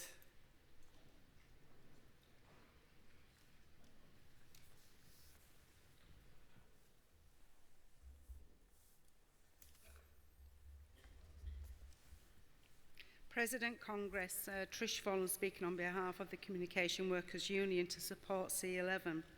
I believe that the previous speakers have covered pretty much, most stuff around AI issues. What I wanted to do is provide Congress with a brief overview on the impacts on the industries within the CWU. Congress, we are witnessing the fast rollout of AI systems across the telecoms, tech, finance and postal sectors. These systems are used for a wide range of functions, including recruitment, monitoring and targeting. Our postal members carry devices which constantly track their location, their walking speed, and even the length of time that they stand still. We do have agreements in place which stop this data being used as a management tool, but we need to continue to monitor that on a regular basis to ensure that those agreements are applied properly. Our contact centre members are monitored from the moment they log onto the system, and this is nothing new, but the technology is getting newer and better, and it can now rate conversation and customer satisfaction levels. It can tell advisors if they are speaking too fast, speaking too slow, not speaking happy enough, and so forth, thus impacting on performance and pay. So it goes from micromanaging to replacing old jobs. It's across the board. Referring to the CW's emergency motion for this week, TikTok have announced their plans to cut 500 jobs, replacing human moderators with AI. This is really quite serious, Congress, because trained experts are being replaced for checking exposure to harmful content. Another area to consider is AI's limitation and teething issues. Klarna, for example, replaced several hundreds of jobs with AI in 2024. In 2025, they were rehiring because of a widespread customer dissatisfaction and other reasons. But such issues won't deter organisations from using AI. BT has already announced a cut of over 40,000 jobs by the end of the decade. The CW has launched a new project to support our members and our reps to identify and address the risks of digital and AI systems and to secure collective agreements that protect and improve. The guidance says there should be worker voice at all levels of tech decision-making, design and deployment. There should be a fair share of AI-related benefits in pay, skills, working hours, including a shorter working week. And there should be safeguards against bias, discrimination and other harms that may face our members. Congress, we recognise we are going to have job losses. We know this. But if we work together to empower our members rather than losing them, conference, please support. Thank you, Trish. Okay, that completes the debate on Composite 11. I'll now move to the vote. Will all those in favour please show? Thank you. Will all those opposed please show? That's carried unanimously. Thank you, Congress. It now gives me great pleasure to introduce our keynote speaker on behalf of the Labour Government, Bridget Phillipson, Secretary of State for Education and Minister for Women and Equalities. Bridget is a passionate advocate for children, learners and the education profession more broadly. In her first year as Secretary of State, Bridget has established the Improving Education Together Forum to facilitate partnership working between government, unions and employers. Overseen the introduction of free school meals for families in receipt of universal credit, provided 30 hours of free childcare for all children from 9 months to 4 years, and is set to introduce sectoral collective bargaining for low-paid workers in our education system through the school support staff negotiating body included within the Employment Rights Bill. And under her leadership, Skills England, a national task force on skills, was created, a long-standing ask of the trade union movement. As a leading member of the Cabinet and a great friend of the TUC, Bridget, you are very welcome to Congress.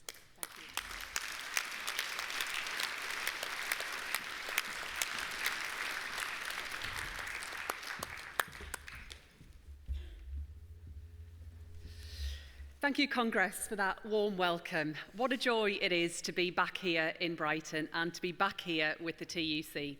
Thank you to Mark and to Paul and to the whole team. And thank you to every single trade union rep in our country who gives up their time to ensure that workers have respect and a voice at work. I never forget the role the trade unions played in creating the Labour Party and sustaining it through triumph and adversity. And I never forget the role that trade unions have played in winning change for working people in the last 100 years, not least under Labour governments. In the department that I am proud to lead, I retrieved a bust of Ernie Bevan, one of the great trade unionists of the last century, and restored it to pride of place. It was during the Second World War that Ernie served as Minister of Labour and National Service. And in our country's darkest hour, it was the trade union movement that stepped up, that provided so many of the men and women who stepped forward to lead the change that we needed. When I took on this role, I was clear that I wanted to draw on the wisdom of the unions. And that's why I set up the Improving Education Together initiative. Union expertise, valued, not ignored. The voice of the workforce, valued, not ignored. And thank you to everyone who was fed into this initiative. Together, we are improving education. And Congress, today I want to tell you why that matters. I want to tell you two stories, one about my past and another about this country's future. My roots run deep in our working class communities, the working people of this country, the joiners, the steel workers, the cleaners, the shipbuilders, the carers, all of our public servants. Congress, I grew up on a street of council houses in Washington in the northeast, just me and my mum. And back when I was young, a man turned up at the front door with a baseball bat. A few weeks earlier, we'd been burgled, and my mum had reported it to the police. Now, the man had come back to scare her into silence. We clearly didn't know my mum very well. Because even at 9 years old, I could have told him that he was wasting his time. She stood her ground, he went to prison. Congress, from my mum, I learned about strength, not the kind that preys on the weak. No, I learned the kind that stands up to adversity. The strength to do what's right, even when it will be easier to crumble. That street of ours had challenges, yes, of course. But there was kindness, there was compassion, so much of it. There was our neighbour who knew that we were struggling one winter and posted an envelope through the letterbox marked for Bridget's coat. And I never forget that kindness. There were my grandparents too, who moved here to this country from Ireland, a happy presence in my childhood. It's from my granddad that I get my love of reading and learning, from the days when he would bounce me on my knee, book in hand. He fought on the front line for our country in the Second World War. Then was in the vanguard of the new nurses helping to build the new National Health Service under a Labour government. And so, Congress, when people ask me where my values come from, I point to my mum, to my grandparents, to my neighbours, to my community. And I know that all of you, right across our movement, in your own lives, will have those figures who have inspired and motivated you. These values that underpin our working class communities, that show why we must return this country to the service of working people. To deliver our plan for change, to build the Britain we all want to see, strong and fearless, yet kind and compassionate. A modern Britain, head held high in the world, where opportunity is open to all, where the contribution of working people is rewarded, where no one need live only to work, but where everyone can work to live. That is the future that I want for our young people today. But Congress, that journey won't be easy.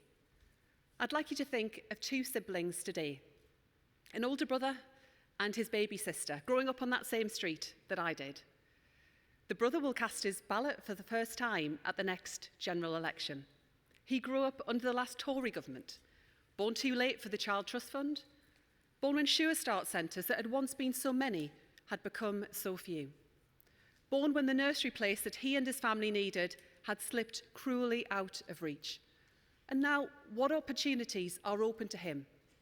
Does he have enough money in his pocket to enjoy the simple things in life? To buy a new jacket, a ticket to the match, a holiday with his friends? Does he see a route to a good career, a house and a family? Does he believe in his bones that if he works hard, as his parents have told him, he can get on in life? Or does he believe that for young people like him, that dream is dying? Because today, there are people in our country that want that dream to fail. They come along with their simple slogans in answer to complex problems. They come happy to scapegoat, to talk of traitors, peddling their narrative of betrayal, seeking to divide us. I can talk about the dangers we face and the need for unity, but it's not enough. It's not nearly enough. The government, just as this movement, must show, not tell. And it must sow real hope and opportunity for all of our young people. Congress, the moral mission of this government must be to build the country that that young man deserves, so that his life is lit up with choice and freedom, in control of his own destiny.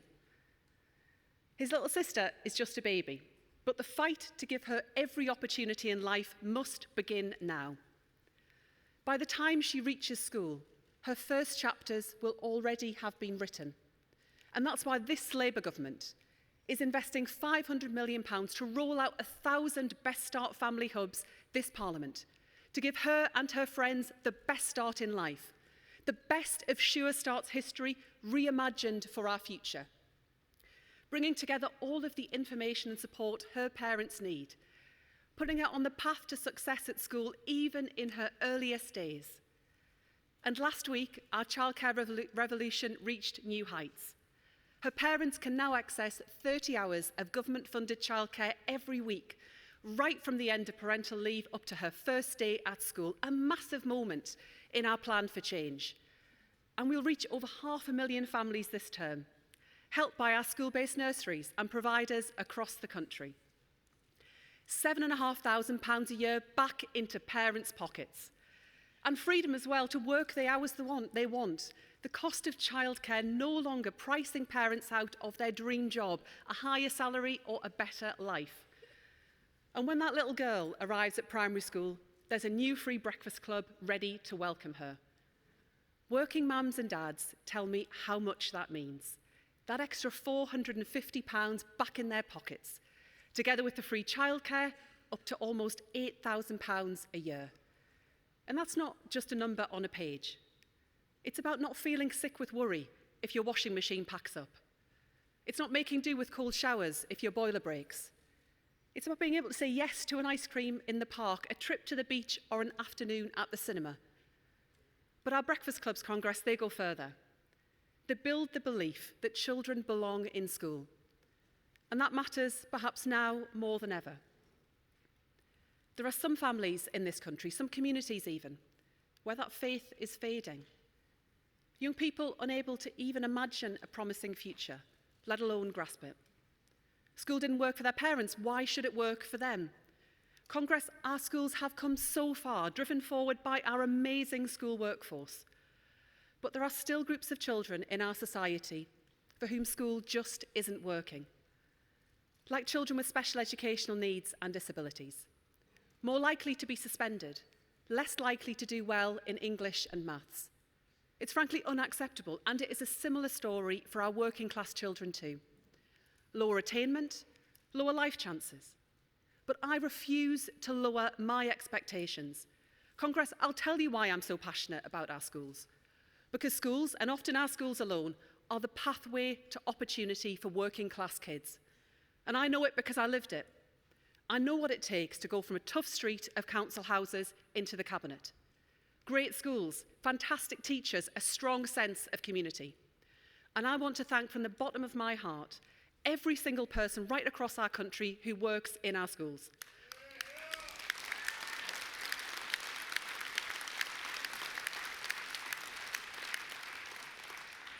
Our support staff, our teachers, our school meals workers, leaders, cleaners, caretakers, every one of you, from the bottom of my heart, thank you.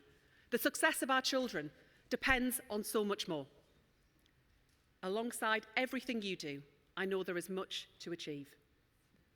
I had a family steeped in the proud working class tradition of learning, of self-improvement.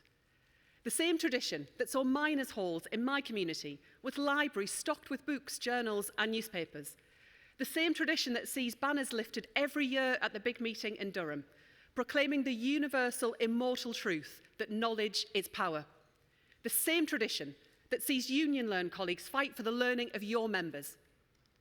Now, Congress, I was lucky. I know I was. But life should not come down to luck. I think of that young man today from my community, growing up in Britain today. Where is the proof that education is the route to prosperity for him when he sees just 1 in 5 children like him getting a strong pass in English and maths at GCSE? And I tell you this, Congress, not just as Education Secretary, but on behalf of this government as a whole. Because this isn't just a mark of the health of our schools, but the health of our society. When we deny our working class kids the opportunity their talent demands, we deny the country the chance of a brighter future. Wages lower, work less secure, growth on the floor. And that breeds resentment, Congress. dark clouds hanging over our towns and cities. So when I say that I'm determined to build a school system that works for every child, that delivers excellence and opportunity for every child, I mean it. The Chancellor means it, the Prime Minister means it.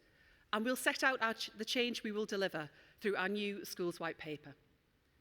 But I can tell you now, Congress, that this government will drive high and rising standards in every school in this country. No compromise, no exception, strong on standards for our working class kids. That means strong accountability and strong support for our schools. Over 200 of the schools which need that support the most, are now getting it through our new regional improvement or RISE teams. And today I announce that that number will almost double. Almost 100,000 more pupils across the country will benefit. Expert support from the best in our school system. Just as we are putting our economy back in the service of working people, we are putting our schools back in the service of working people. And these two are indivisible. A good education is the only way that working people can get the best from our economy. And that goes beyond schools, especially for that young man. He's left the classroom behind, he's not sure what next. But he doesn't want to be sitting on mum and dad's sofa come September. He wants to get on, but without the right support, he could so easily slip into stagnation. Retreating into a parallel life, days and nights spent alone in his bedroom, accessing all manner of material online, vulnerable to the toxic messages he finds there. As the months pass, hope disappears and anger seeps into the gaps. That's how our social fabric begins to fray. But it doesn't have to be that way. Our task is to help that young man claim a stake in our society. He needs top quality choices, a route into university or a great apprenticeship, like the apprentices I met at British Steel in Scunthorpe last month, who wouldn't have had that chance were it not for this Labour government stepping in and taking action to secure its future.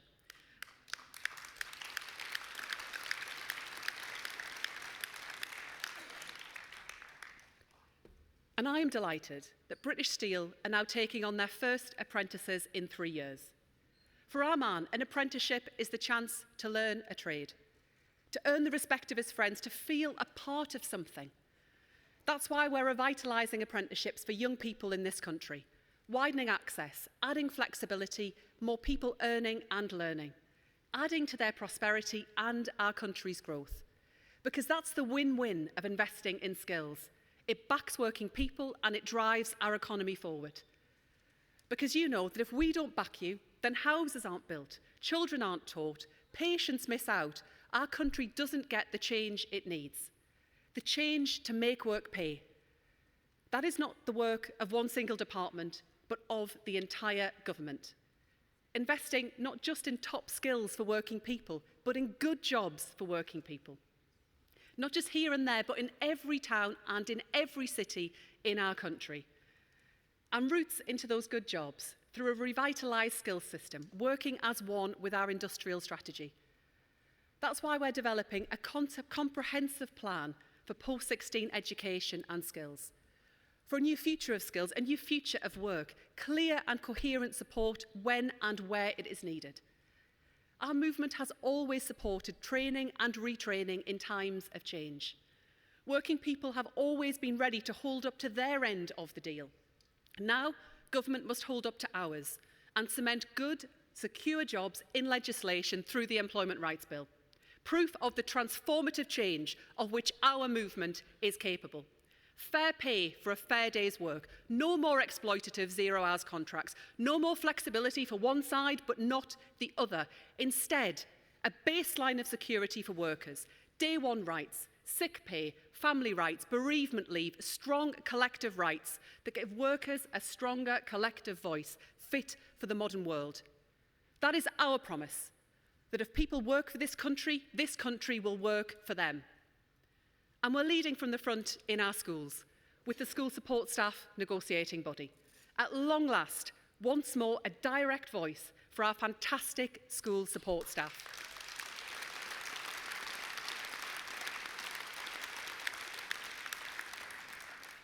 Our caretakers, our catering staff, our teaching assistants, the people that bind our school communities together. And make no mistake, they will be properly recognised and rewarded for the vital work they do. That's the progress this country needs. And for adult social care workers too. It can be a hard job, long hours, tough terms. But Congress, show me a job with more value and show me a workforce with more heart, overlooked until now. And that's why the Employment Rights Bill will also deliver an historic fair pay agreement in social care.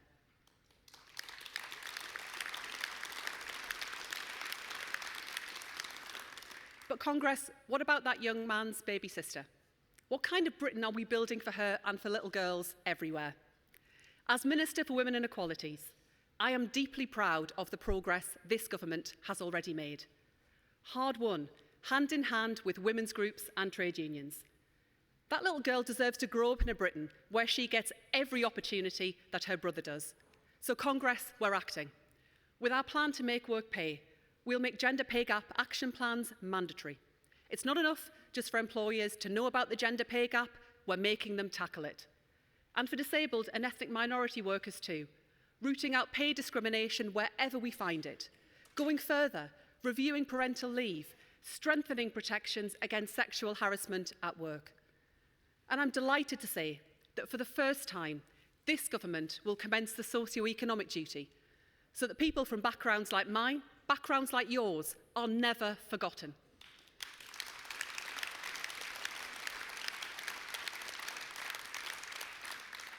So that when public authorities make strategic decisions, they'll have to consider how they can ease the inequalities that still blight our communities. On women's rights, on workers' rights, on life chances, the choice we face is a simple one. Forward with Labour to shape the 2030s, or dragged back with Reform and Nigel Farage to the 1950s. Reform whose leader told women that maternity leave was lunacy, that maternity pay was excessive, that women coming back from maternity leave and earning life was simply a fact of life, and that those women were worth far less to their employers. For the good of our country, we choose to go forward, not back.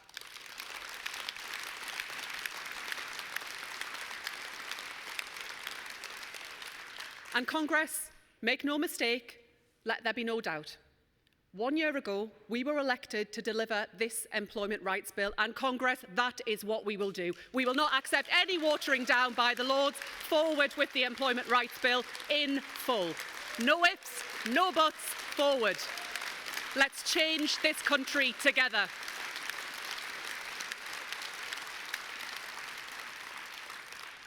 For that young man, for his baby sister, for working class communities across our country, £8 billion of investment in early years, free breakfast clubs, reaching almost 80,000 children in our most deprived communities, free school meals for 500,000 more children, higher standards in our schools, stronger rights for workers, better choices for parents and freedom for families, a new wave of opportunity.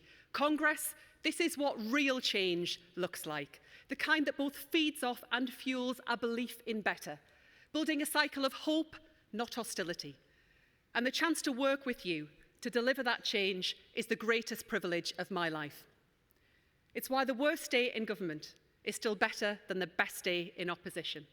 It's why no matter how hard the challenges, no matter how tough the choices, what drives me forward every day is the brighter future our children and our country deserve.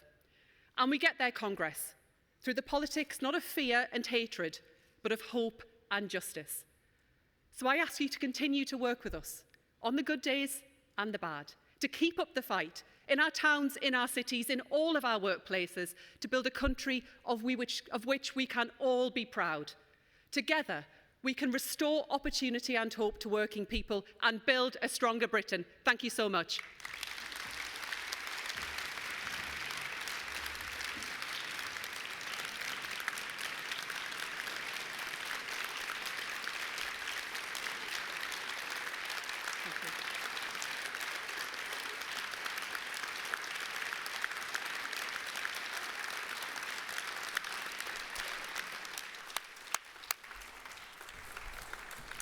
Thank you so much for your speech, Bridget.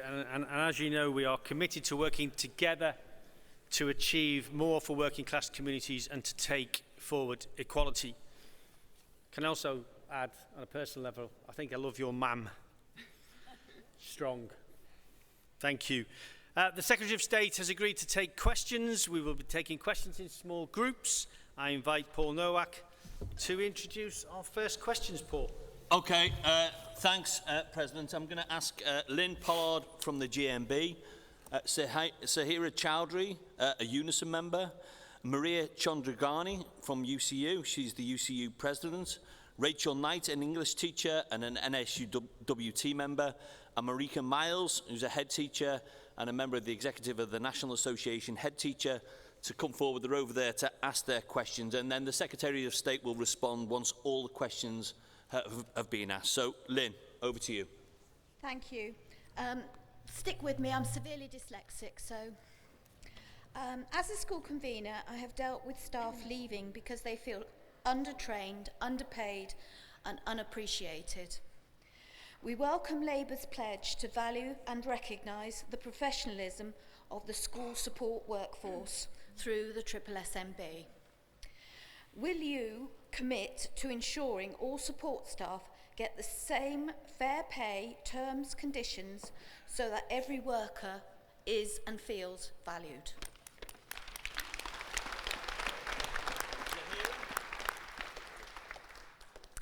Unison welcomes your commitment to reinstating the SSSMB, but do you agree as part of that work it's essential that we have a consistent national approach to how school staff are paid and their jobs are evaluated, regardless of whatever type of school they work for?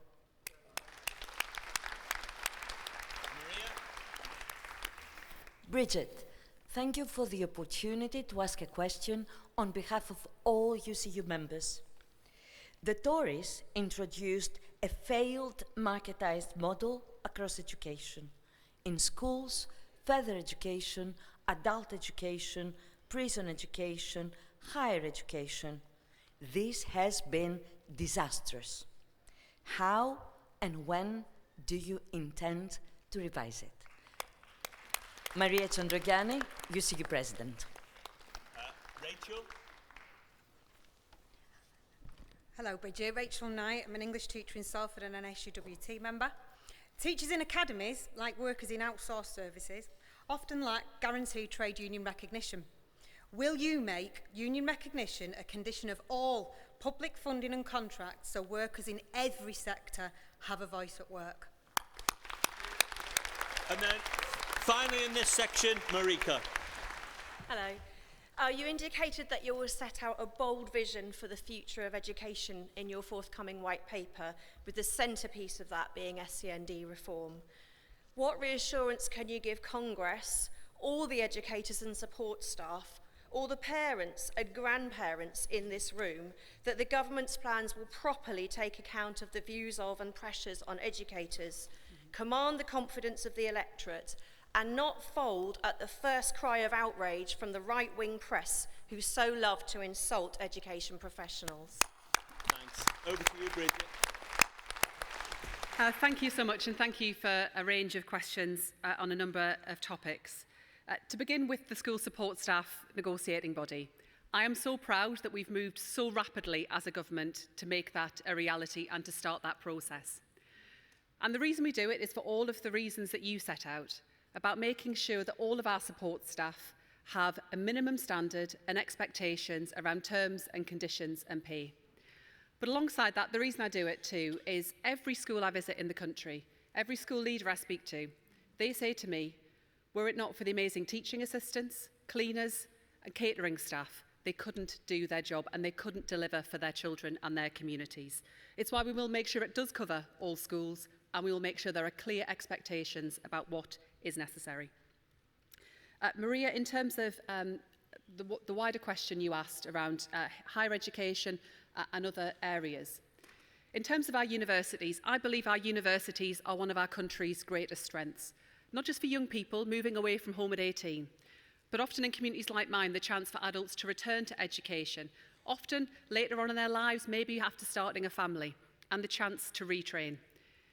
It's why what you will have seen from this Labour government is a different approach, an end to the culture wars in our universities and a focus on what we need to deliver for our students and for our staff. And in children's social care, I'm really proud of the work that we're already doing to make sure that private providers don't see excess profits as a result of vulnerable children. Vulnerable children, often who've been through the most traumatic experiences that no one could imagine, who haven't had a voice, who haven't had the support that they need for the longest time. And that's alongside the changes that we're bringing in to support foster carers and kinship carers too. But we are driving big reform in children's social care because I don't think it's right to leave it to the market, and I don't find it comfortable to see that excess profiteering at the expense of vulnerable children. In terms of collective bargaining and union recognition, the changes that we're bringing forward through the Employment Rights Bill will make that a lot easier. And on special educational needs and disabilities, I can absolutely give that reassurance, because there is no responsibility I take more seriously than to our children with SEND and to their families. I've heard so many stories from right across our country, from our workforce, from our parents, about how we were left behind a system that is failing children on so many levels. Everything that we will do to reform the system of support for children with SEND will be rooted in one principle, that is better life chances and better outcomes for children with SEND. And I'm making sure that I'm already spending lots of time talking to parents, talking to our workforce, to our trade unions, and also disabled rights groups to make sure we get this right. It is an immense responsibility, but it is the right thing to do. We cannot stand by as so many of our children do not get the support that they deserve.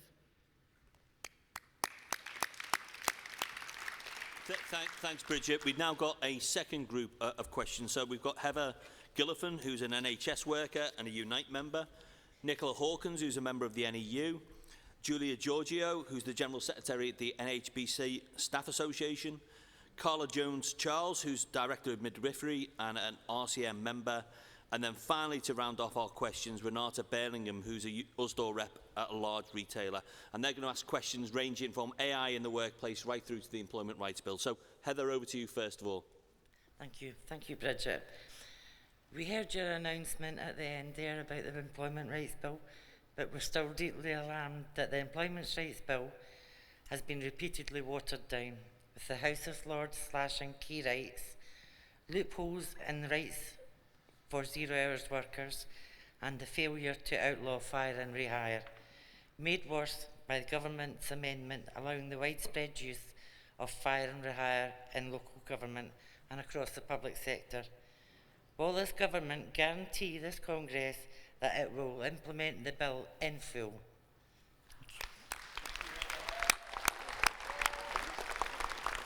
Nicola?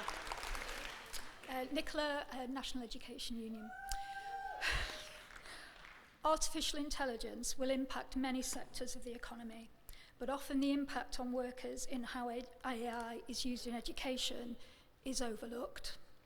Can the Secretary of State guarantee that unions will be full partners in discussing frameworks for both how and why AI is used and how workers' rights will be protected? Thank you, Nicola. Julia? Thank you, Bridget. I'm a proud trans woman. Given the exclusionary nature on the original EHRC draft guidance, reportedly repeated in the revision that is now on your desk, what will you do to ensure the safety, dignity and human rights of trans people and trans workers in particular are upheld? Carla? Thank you. As Minister for Women and Equalities, the female workforce is a backbone of our public services, including in maternity care. But female workers are systematically discriminated against with a lack of availability of flexible working, particularly in the NHS, and career stalling if they take maternity leave or carers leave. Will the Secretary of State agree that this misogyny in public services must be addressed and ended as a priority? Thank you, Carla. And then finally, for our questions, Renata. Thank you. Hello, Bridget. The government has made welcome progress on expanding childcare provision but it remains very difficult for low-paid workers in sectors like retail and distribution to access affordable childcare. Will the government develop a longer-term plan to make childcare universally available to all families? Thank you. Great. Bridget, over to you. Great, thank you very much for those questions. Heather, first of all, no ifs, no buts, we will implement the bill in full. This will be the biggest upgrade to workers' rights in a generation, and this Labour government will deliver it.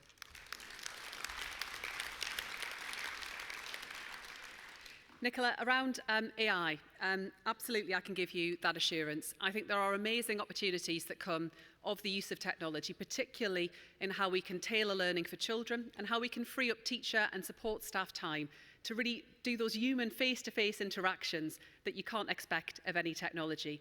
If harnessed correctly, if done properly, I think there is enormous potential. But I do, of course, recognise the concerns that you express. It's why through improving education together, we will take this forward. We will work with our employers and our trade unions to get this right. We've also launched a call for evidence as a department to look more closely at this. But I agree this is a defining issue of our times, one that presents amazing opportunities, but where we have to make sure we get the balance right.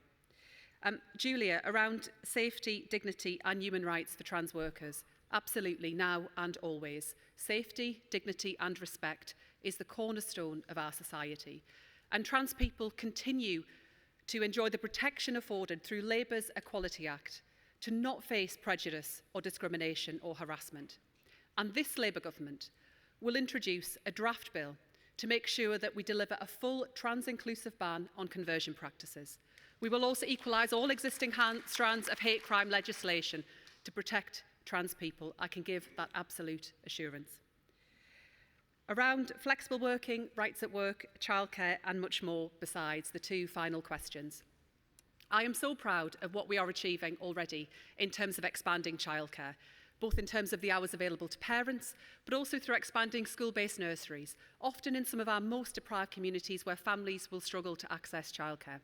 But I completely recognise the challenge about making sure that we have a simpler, more straightforward system for all parents. And through our recently published Best Start in Life strategy, that's what I've committed to doing. And I do recognise the additional challenges and barriers that staff will face, often shift workers in some of the sectors that you mentioned. But that also has to go hand in hand with better rights at work, which we will deliver through the Employment Rights Bill, but also more flexible working opportunities and rights from day one. Because we know it's often women who lose out when they aren't available. We know it's often women who give up their jobs when childcare isn't there, where they can't get the place.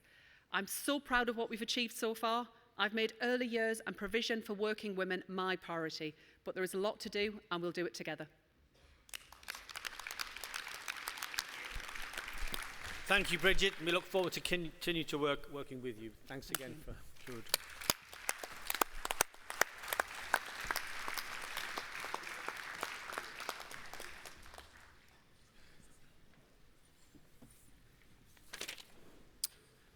Congress, we return to section 4 of the General Council report from page 46, meeting the challenges of the future continued. I now call paragraph 4.5 and composite 13, Europe Matters. The General Council support the motion. It's going to be moved by Prospect, seconded by MU, Musicians Union, supported by UCU. Other speakers, I'm going to take equity in the debate. Prospect, please. Are you ready? No. Too quick. There we go.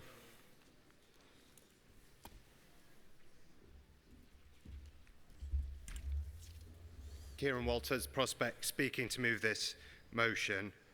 Congress, Prospect is a union that believes in evidence.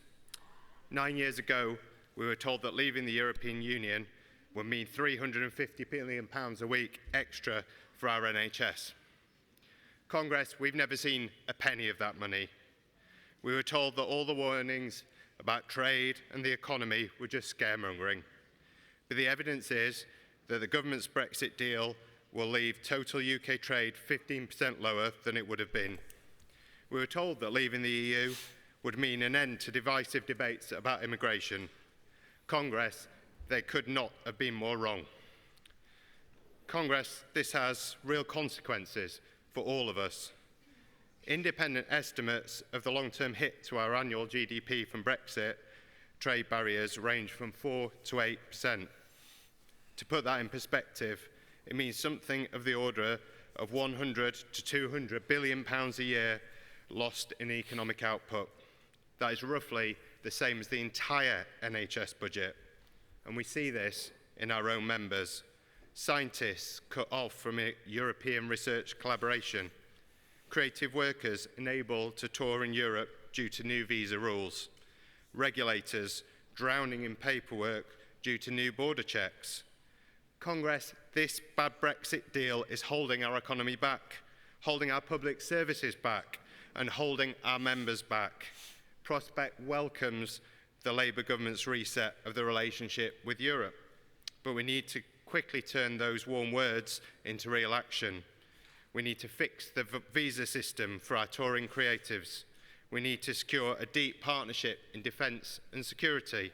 We need to secure mutual recognition of qualifications so that everyone from engineers to vets can work easily across our borders. And of course, we need to make sure that we have dynamic alignment so that the UK can never again be left behind when it comes to rights at work. So let us be clear on this point. Dynamic alignment is not a sacrifice of sovereignty. It's a sovereign choice made by this country in our own best interests. So Congress, we're proposing this motion because Europe matters, but also because the truth matters. Like it or not, this issue is not going away. The forces behind this disastrous Brexit deal aren't content with the damage they've already done. They want to finish the job of trashing our economy and our public services. Congress, this movement must ensure that this does not go unchallenged. Prospect will be making sure that government ministers know where we stand on this issue. We also need to make the case in our workplaces and in our communities in the crucial years ahead. We must continue to shine a light on the harm that Brexit has done to working people. We must stand up for our members' interests, and we must stand in solidarity with our friends across Europe and the principles of collaboration and cooperation. Congress, I move this motion. Thank you, Kieran. Musicians Union, please.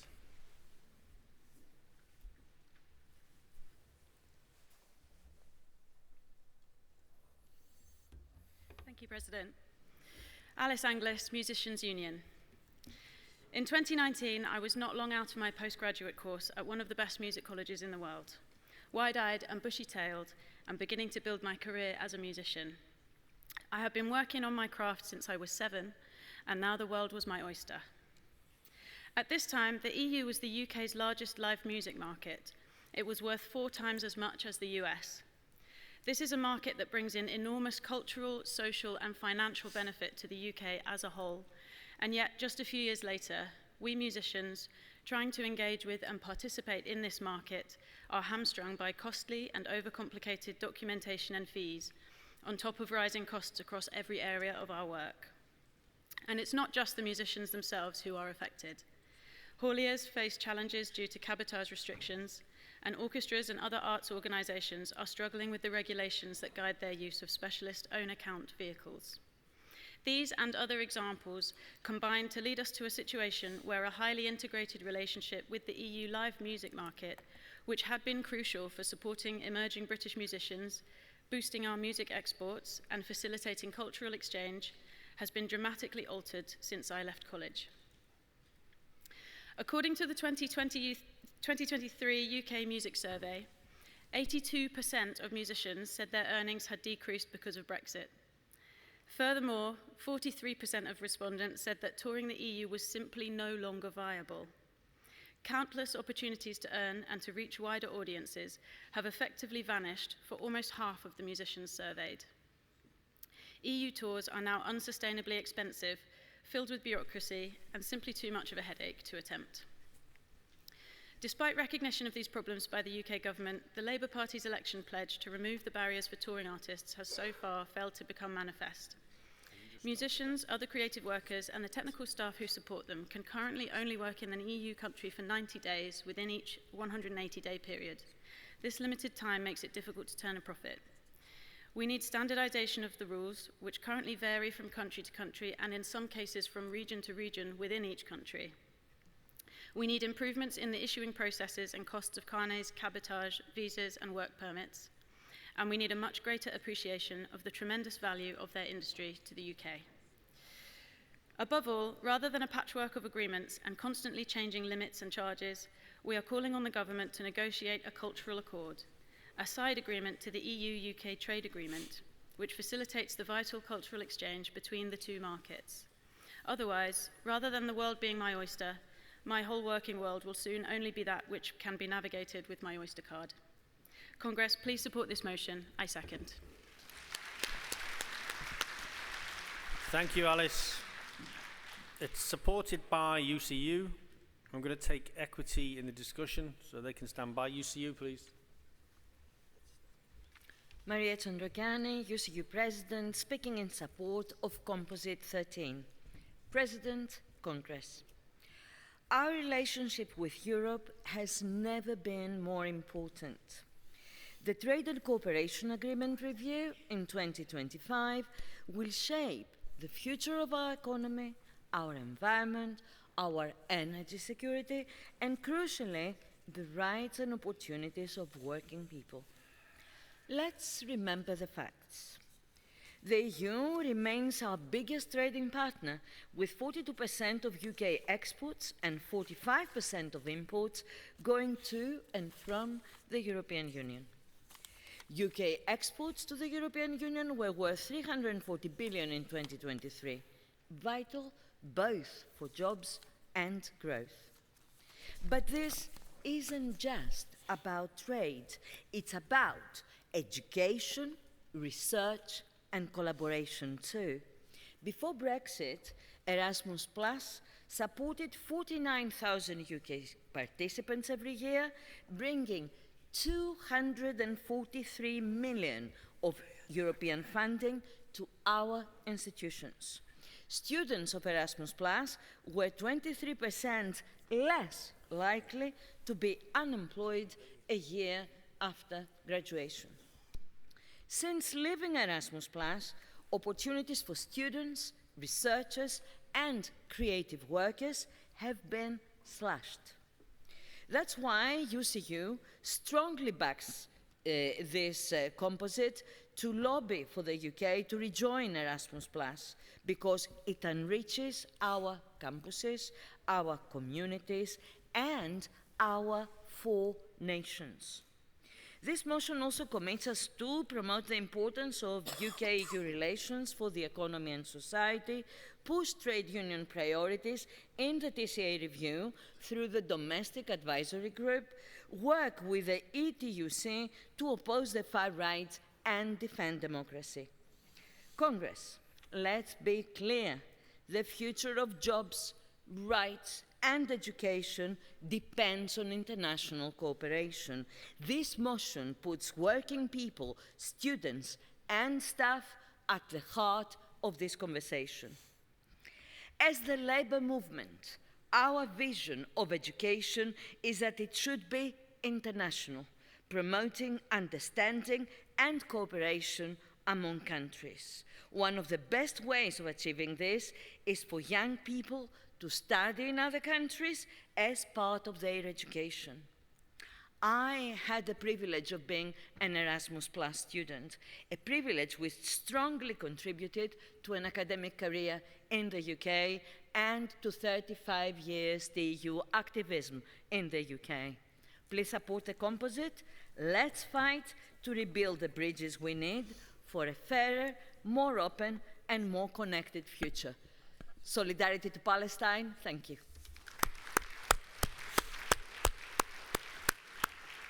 Thank you, Maria. Equity, please, and that will be the last speaker in the debate.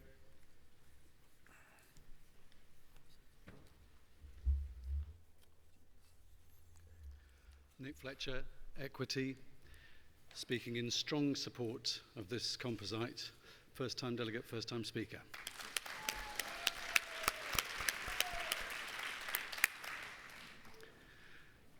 Brexit is the stupidest thing this country ever did.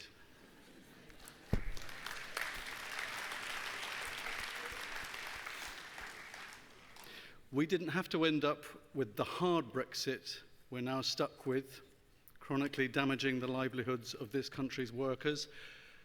But the workers affected by this motion are basically experiencing a no-deal Brexit. There were sensible reciprocal arrangements for touring artists on offer from the EU at the very end of negotiations, but our representatives inexplicably rejected them. So the situation now is that while EU artists can move freely within the EU, dealing with one set of common rules, UK artists must navigate different sets of rules for each of the EU's 27 countries. Like all UK citizens, we can travel for up to 90 days in any 180, but each country sets different restrictions on how work is permitted. This show-stopping administrative burden is hardest on artists touring their own work, small productions without the expertise and resource to navigate complex immigration rules for several countries. This is a vital area of the industry in which young and early career artists gain not only income and dignity, but also experience and the momentum to springboard into larger productions and successful working lives.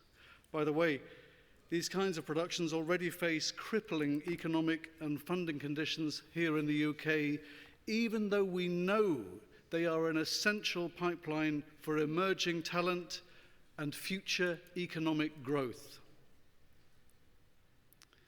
A few days ago, Lisa Nandy retained her post as Secretary of State for Culture, Media and Sport.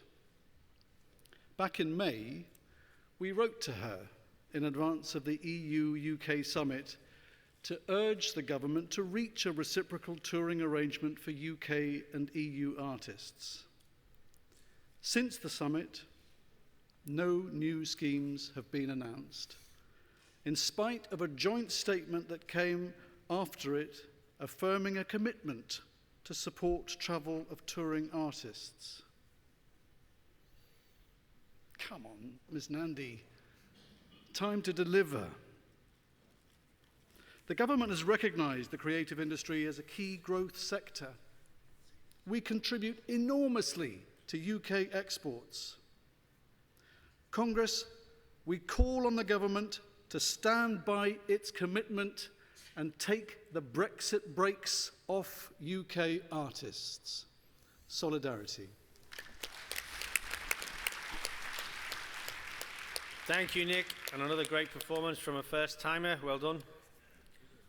Moving to the vote on Composite 13, please, delegates. Will all those in favour please show? Thank you. With all those against, please show. That's carried unanimously. Thank you. Congress, we continue with Section 2 of the General Council report from page 22. I now call Motion 8, Expanding Equal Pay. The General Council support the motion. It's going to be moved by Unite, seconded by Usdaw.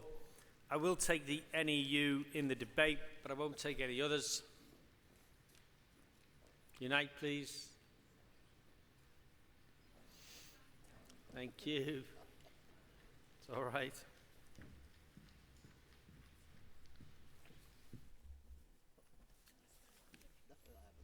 Gotta give him my time. Chair, please wait on my time. Conference. Chair, conference. Susan Matthews. Moving motion 8.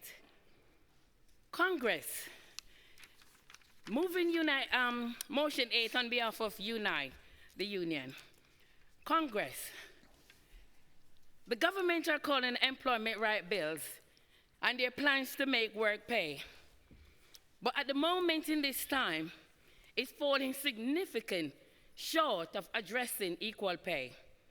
We're here to inform the government that they need to take serious action to ensure equal pay for equal work for everyone.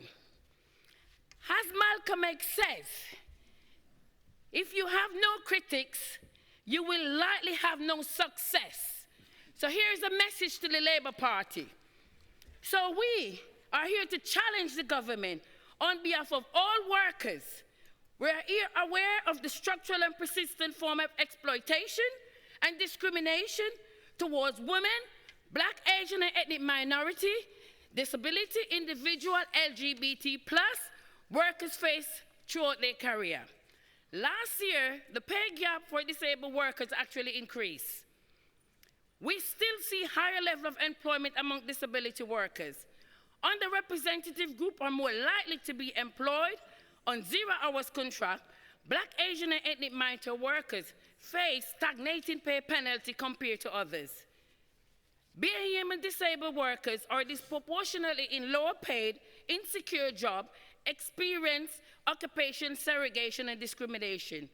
During the global health crisis caused by the pandemic, BM workers find themselves in the more dangerous jobs, suffer higher majority in mortality rates. But despite all of this happening, the government has set this threshold to reporting pay gap at only 250 employees only. This means nearly all business will not have to report their pay gaps. It means over half of the private sector workers will be in workplace with no pay gap reporting. This practice outsourced workers remain a loophole that employers exploited, avoid, and paying people properly to work being done. A significant number of businesses are excluded, and over half of the workers are not included in equal pay reporting. We must, who is the plan to make work pay a reality for? And it's merely involved reporting without any duty to take action to achieve equal pay. Then it is even a plan. It's become nothing more an aspiration.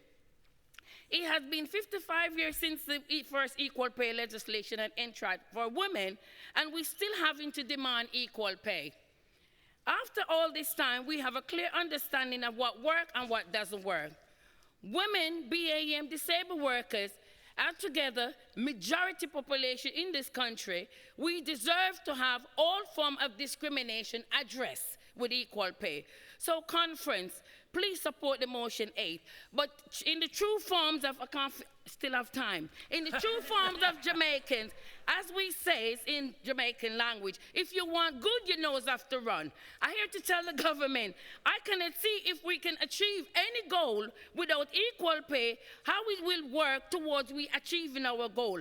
I say to this government, we now ruthlessly need a future where equal pay and address the inequality for all in this country. Thank you. I move. Woo.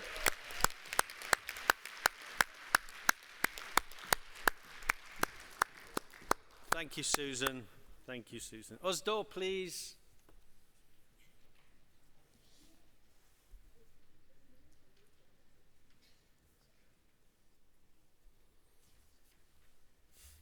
Thank you very much, Susan. I don't know I'm going to top that one. President Conference, Nika McLornan from USDA, rising to second the motion from Unite on strengthening equal pay laws and extending their scope. This motion makes it clear that the law on equal pay in the UK is broken. It's remained virtually unchanged for more than half a century. And whilst my union welcomes both the Labour government's commitment to closing the gender pay gap and the publication of their Equality Bill extending the law to disability and ethnicity, more needs to be done if we are truly serious about bringing about pay equality in the UK and closing these gaps for good. The reasons why women, Black, LGBTQ+ and disabled workers are paid less than their core workers are well documented. And whilst they may vary, discrimination in the labour market underpins them all. It pushes these groups to the margins of the economy and keeps them stuck in lower paying jobs and low paid sectors. I understand that this is a complex area of law, but in my experience, there is perhaps too much talk in boardrooms of talent pipelines and networks of senior leaders. and not enough conversations with women workers about real flexible working, or with disabled workers about reasonable adjustments, or with black workers about training and promotional opportunities. And again, too much talk about not having enough commitment to the job or having the wrong attitude. Conference, yes, the gender pay gap is closing, but it's closing at such a slow pace, it barely registers with the majority of women workers. The calls for action in this motion are clear, realistic and practical, are necessary steps in bringing about pay parity and long-lasting change. Please support this motion. I second. Thank you, Nika. I call any you now in the debate, please.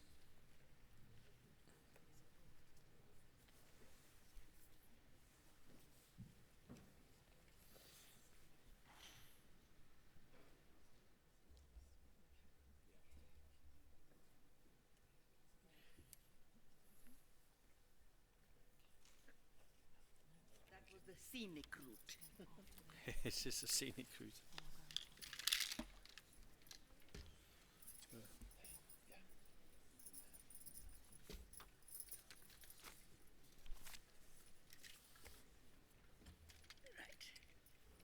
I can start. I cannot top those two brilliant speakers, but here are two people who will focus your mind. There are two employees here, and focus on these two, and then perhaps listen to what I'm saying. According to the Office of National Statistics in April 2024, median hourly earnings, excluding overtime, for full-time employees were £19.24 for men and £17.88 for women. Don't get excited. This equates to a 7% gender pay gap, down from 7.5% in 2023. Big deal. In other words, for every 1,000 earned by men, pound sterling, women earn 930 pounds. When they go to the co-op to buy something, they don't get less or more food for the same money. Work it out. Congress. These two people are your women, men. We have heard for decades that equal pay is a basic principle of fairness. Yet in 2025, pay inequality still scars our workplaces. Women remain paid less than men for the same work. Now let's come to the nitty-gritty. Black workers are undervalued compared to white colleagues. Disabled workers face both physical barriers, like I had to take the scenic route, and economic ones, and LGBT plus workers still battle hidden discrimination. That is the worst thing, hidden discrimination. I was always told, watch out for the child who is deaf, because you don't know that he's crossing the road because he hasn't heard you coming. Even outsourced workers doing the same jobs, now this is even worse, side by side are too often left outside fair pay protections. They're outsourced, so they're not under any law, any rule, nothing. Equal pay, so that's the outsourced worker here, poor man, woman. Equal pay is not just about justice. It is about ending the systemic undervaluing of people's work. It is about stopping employers from using loopholes to divide workers and suppress wages. If we allow inequality to persist, we allow discrimination to thrive. That is why Motion 8 is vital. It calls for extending pay gap reporting beyond gender to race and disability, with requirements on employees of 250, so as the lady said before me. That is a start, but it is not good at all. Action plans alongside audits, so reporting leads to real change. I've run out of time. Well, I think you're the first delegate to acknowledge that, so... I've got even better things. Thank you.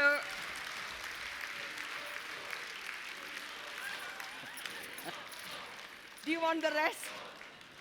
Okay, right.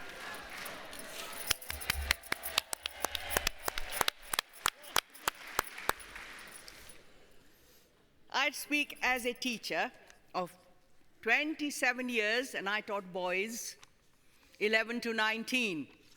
And my first head teacher said to me, that's not in my time, that boys, sorry, boys relate good to middle-aged women. I was only 28. So there. Just says everything. Anyway, now we're out to the, outsourced workers, which is very important. Contracting out really is awful.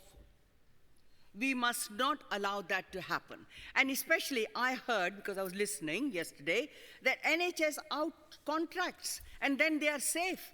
Well, that shouldn't be allowed to happen. You know, we are the workers. We have the right to vote. We should vote with our feet. Congress, this is about fairness, but also about power. Remember, you're thinking of these two people, very important, don't forget. So next time I come and speak, God willing, whenever, universe willing, creator willing, these will be of equal size. That's the plan. Yeah. They won't be small and big, equal size. Okay. When we win, Come on. we lift, and this is important to remember, we lift wages for all. We close the gaps that employers exploit. Remember, they are exploiting us. We are working blood, sweat, and tears, and I mean that. To keep us divided, I urge you to back Motion 8 to make equality at work a lived reality, not just a promise on paper like all our leaders. Thank you. Solidarity.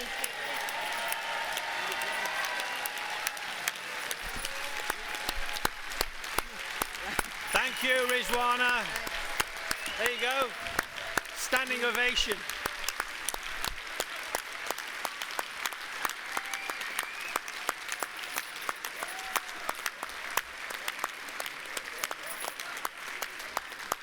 Yeah, I've got to take the scenic route, you see. My scenic route. No more Well, yeah. props. No one Yeah. else in the crop. You didn't take as long as Sharon Graham, so we'll... sorry, Sharon. I mean, you know. Okay, I think this is going to be a foregone conclusion, but let's move to the vote on Motion 8, please. Will all those in favour please show? With all those against, please show. That's carried unanimously. Woo! Okay, Congress, we continue with Section 2, the General Counsel report from page 22. Congress, I'm pleased to now show a short video about the ongoing work we've been doing to tackle sexual harassment, including our work on black women and sexual harassment.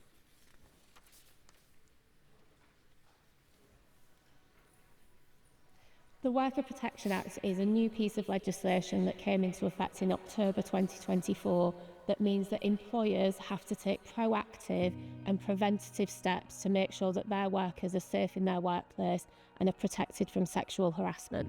When we talk about sexual harassment, we're talking about power. That's what it's about. And it's about putting and keeping people in their place. The fact that the WPA now has put a duty onto employers and to workplaces to make sure that they are putting into place preventative policies and actions is going to be the game changer. The Workers' Protection Act legislation is a step in the right direction, but preventative measures that the trade union movement must be at the forefront of is equally as important, because we mustn't walk on the other side of the road and ignore what's in front of our eyes. The evidence is overwhelming, whether it's sexual harassment of young girls and women in the workplace, or whether it's racism. We cannot turn a blind eye to that. And if trade unions don't speak up, then I ask, who is going to speak up for those individuals? I am part of the Preventative Cultures training team, and I have undertaken comprehensive training by the TUC along with other colleagues to provide support and advice to affiliate unions on how they can introduce preventative work to ensure that the cultures within the workplace and also within the union are free from sexual harassment. I've been fortunate to deliver some training to a number of affiliate unions within the TUC, and what I have seen personally is a kind of awareness, an awakening if you like, with some of the trade union officials and activists that I've spoken to. They perhaps were not aware of the impact of sexual harassment on some workers. We need to be making sure that the workplace is safe for all of us, because this law doesn't just apply to a small group of people, it applies to everyone. The work that I've been doing for the TUC is in relation to the experiences of black women, and one of the most important things that came out of our work is about what sexual harassment looks like for black women in the workforce. Black women have been subjected to adultification and to misogynoir almost from a very small age. As black girls and grown into black womanhood, we are both hypersexualized and desexualized at exactly the same time.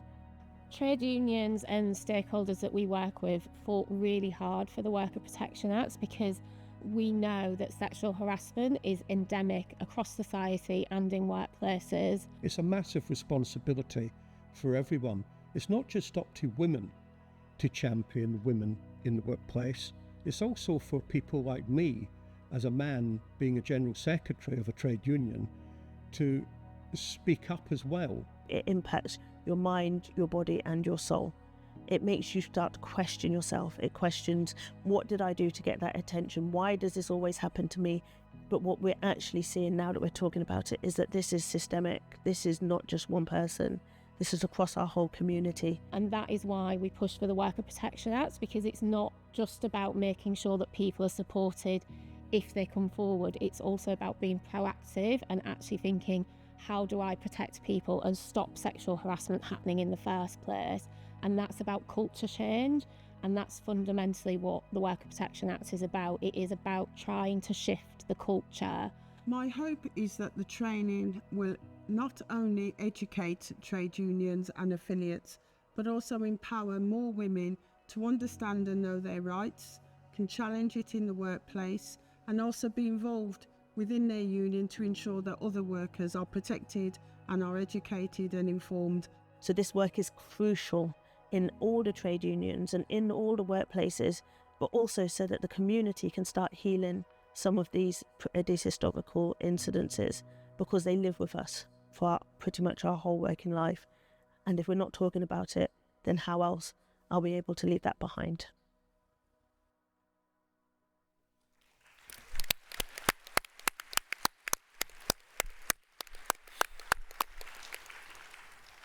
Thank you, Congress. I now call Composite 6, Advancing Neurodiversity Rights in the Workplace and Championing Inclusive Support for Neurodiverse Staff. The General Council support the motion. It's moved by the Society of Radiographers, seconded by Aegis, supported by USDOR and CSP and FDA. I won't be taking any other speakers in the debate. Over to the Society of Radiographers, please. Good afternoon, President, Congress. I'm Suzanne McCracken from the Society of Radiographers. This is my first time speaking at Congress. I'm proud to move Composite 6, Advancing Neurodiversity Rights in the Workplace and Championing Inclusive Support for Neurodiverse Staff. It is estimated that in the UK, 15 to 20% of the population are neurodivergent. This translates to approximately 13 million people. Meanwhile, the Office of National Statistics reported that in 2021, just 29% of people diagnosed with autism were employed, whilst in 2023, 50% of managers reported feeling uncomfortable hiring a neurodivergent person. As little as 28% of managers report that they have ever received neurodiversity training.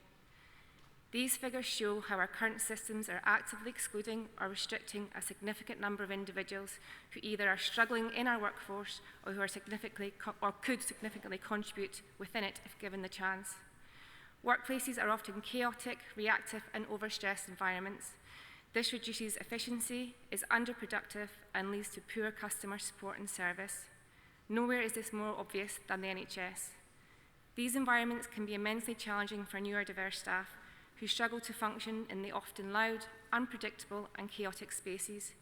These struggles then impact on our patients, avoidable errors impacting their care and clinical outcomes. Within my radiotherapy department, we have tried to design our work environment to be inclusive for our current staff.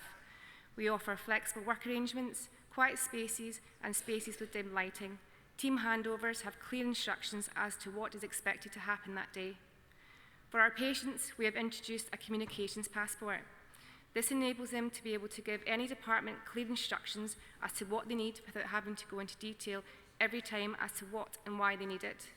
This allows us to know ahead the environment, the staff, and the triggers that we need to successfully undertake the individual's appointment, setting the staff and patients up for success, not failure. If success is to be achieved by all, let's stop asking neurodivergent individuals to adapt to systems that weren't built for them. Instead, let's rebuild those systems so that they work for everyone. This motion doesn't just call on employers and governments to do something, it also calls for unions to be better leaders in this space. In the SOR, we are taking this issue seriously and we are offering leadership training to employers, reps, and members. This doesn't have to be expensive to be effective. We are highlighting positive examples within our communications to all reps and members. We are refining and updating professional guidance, standards, and training for managers and members. We are supporting our officers through the NES Autism Champion Training Programme and rolling this out as part of our mandatory rep training, ensuring that we acknowledge in action the importance of integrating our EDIB policy into all of our industrial and health and safety rep training programmes. Inclusion is not a box to check, it is a commitment, a culture, and a continuous journey. Please support this motion. Thank you, Suzanne. Aegis to second the motion, the composite.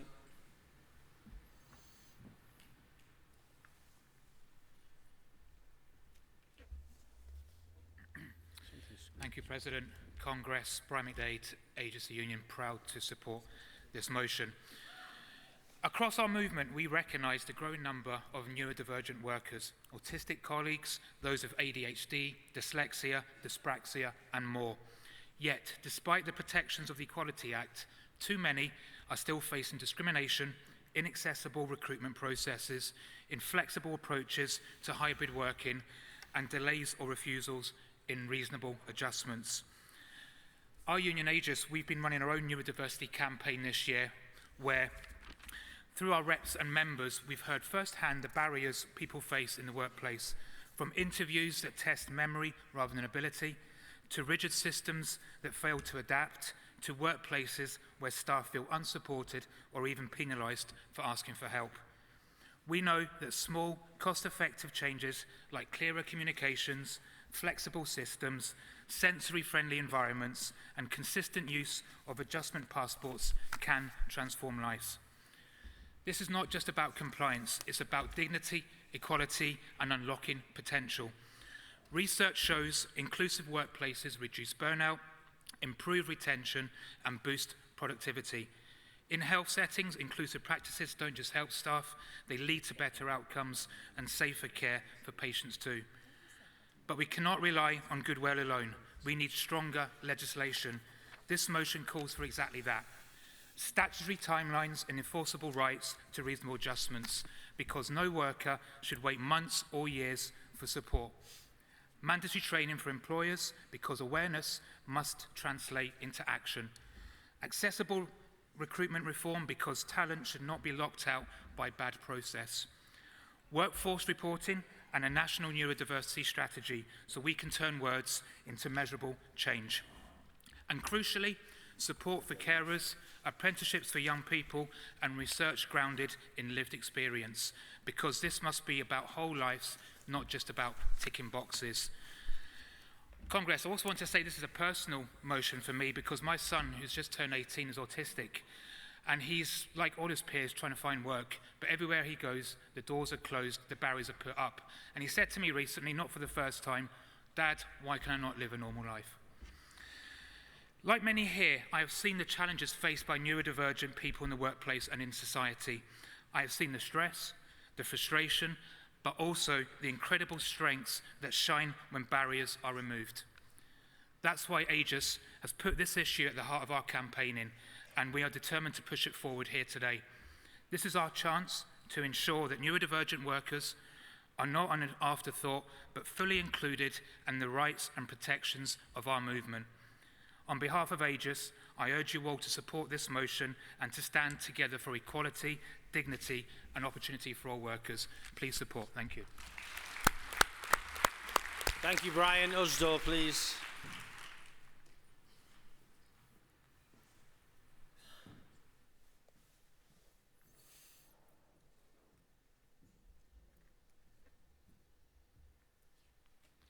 President, Congress, Jane Jones, Usdor, speaking in support of Composite Motion 6, advancing neurodiversity rights in the workplace and championing inclusive support for neurodiverse staff. I'd like to thank all of the unions involved in this important composite on neurodiversity.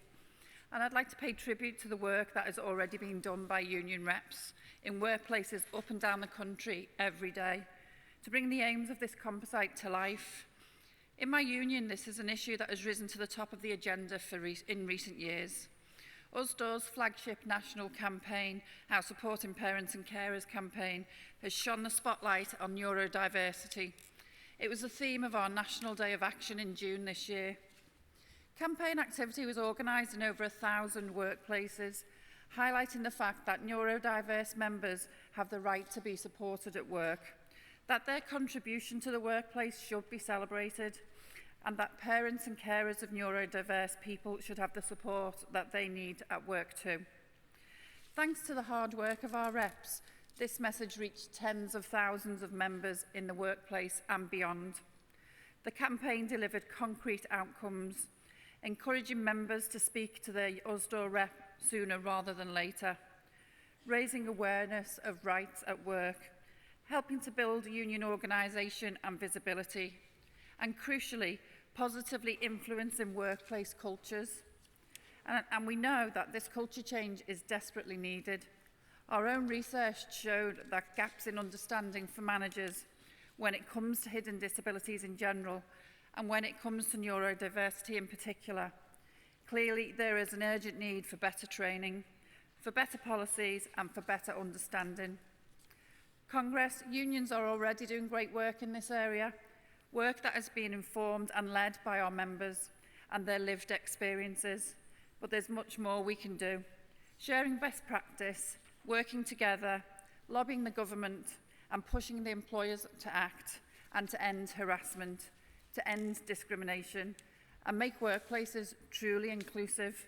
This motion commits the TUC and all of us to build and grow on this work, and so I ask you please support the motion. Thank you. Thank you, Jane. CSP, please.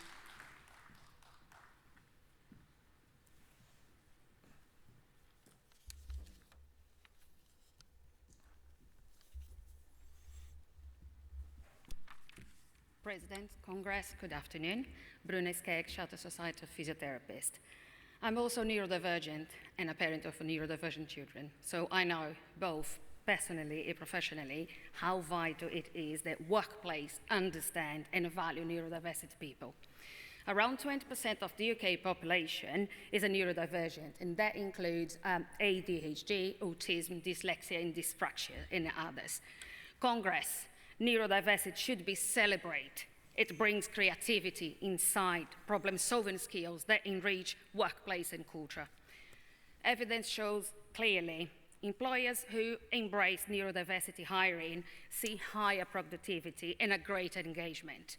Yet, the employment rates remain stark. In 2024, just 31% of the autistic audits, were in a work compared with 54.7% of disabled people overall. Progress is possible. This is what we want to. Disability pay gap reporting, it is a promising step, and I would like this to be extended to a small and a medium employers. We also commend the use of the disability passport, which recorded the needs and adjustments, making work more accessible. But too often, Brilliant people are excluded from the start. Job applications and interview process are rarely designed with everyone in mind. Reasonable adjustments are not always considered. And to be open about neurodiversity cannot feel unsafe. It's a shame. Congress, when that happened, we just don't lose talent. I'm afraid we lose the chance to belong. And that barriers don't end when someone is employed. Progression and performance in management can be difficult when managers lack understanding. Congress, not all disability are visible. Without awareness, neurodiversity colleagues may be unfairly judged on style rather than on substance. Career stalls, stress buildings, and valuable skills goes to waste. This is why workplace policies matter. They must not only prevent discrimination, they must enhance lives. They must encourage employers to rethinking about recruitment, adapt workplaces, and create a culture where neurodiversity, our future generation and I, can feel safe, supported, and valued. Congress, please support this motion. Thank you, Bruna.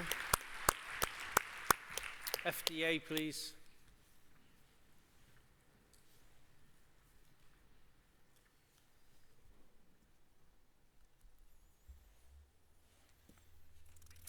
President, Congress, I'm Bea Brown, Vice President of FDA Union. We stand for managers and professionals in the civil service, and I'm proud to speak on Motion 6. Neurodivergent workers in the civil service face inconsistent support, largely reliant on managerial or organisational discretion. Often, managers' unreasonable workloads mean they can't provide the support they should, even with their best intentions.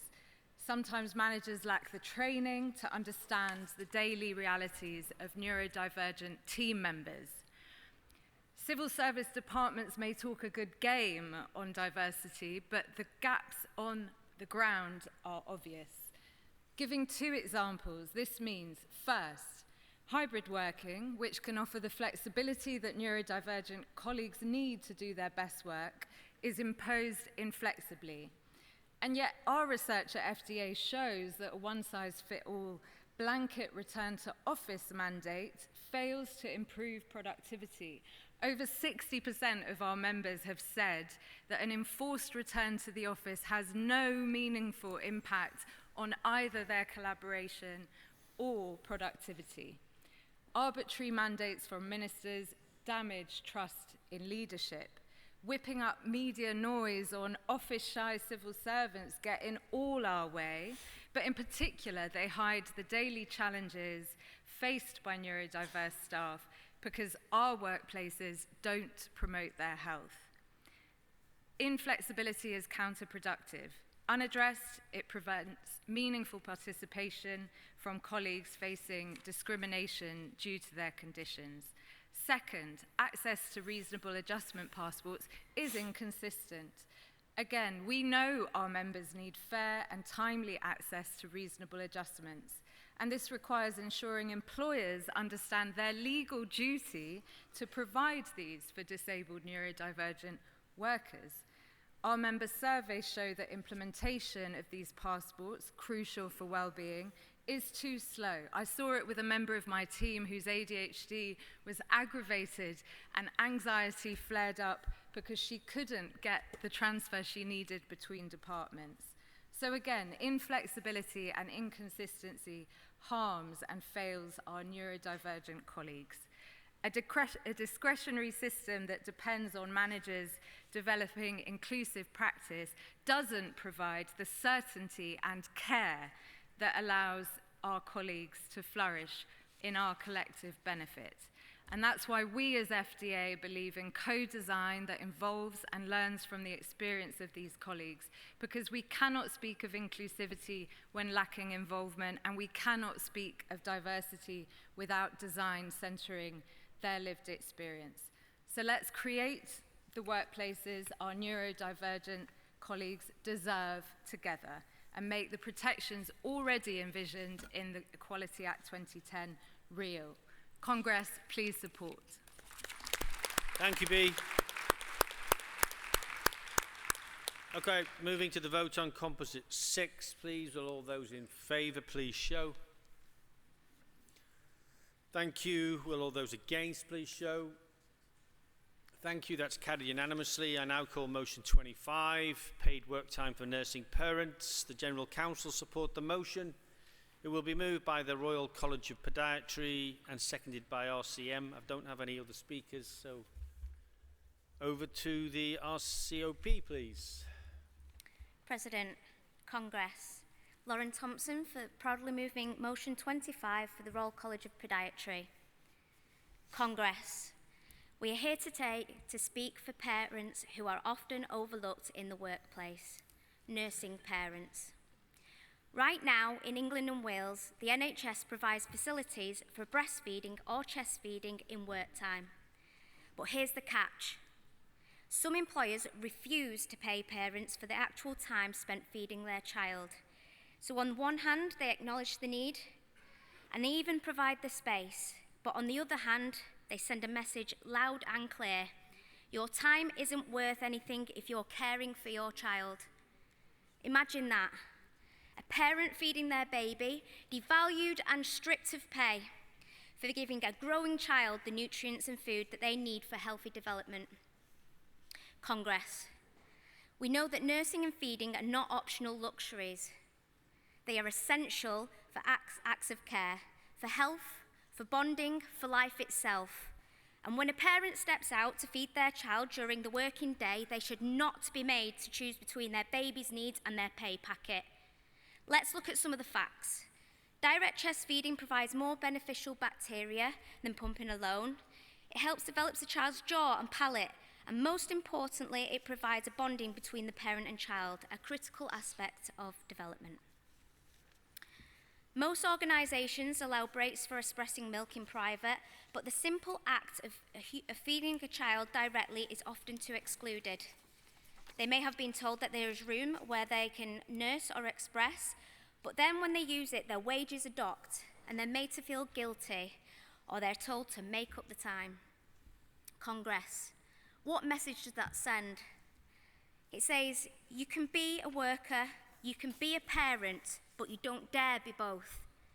It's unfair, and it sends a damaging message that parenting has no place in the workplace. In Scotland, the NHS policy already recognises this structure. That's not a dream, it's not a theory. It's happening right now, and it can be done in Scotland, then it can be done across the rest of the UK.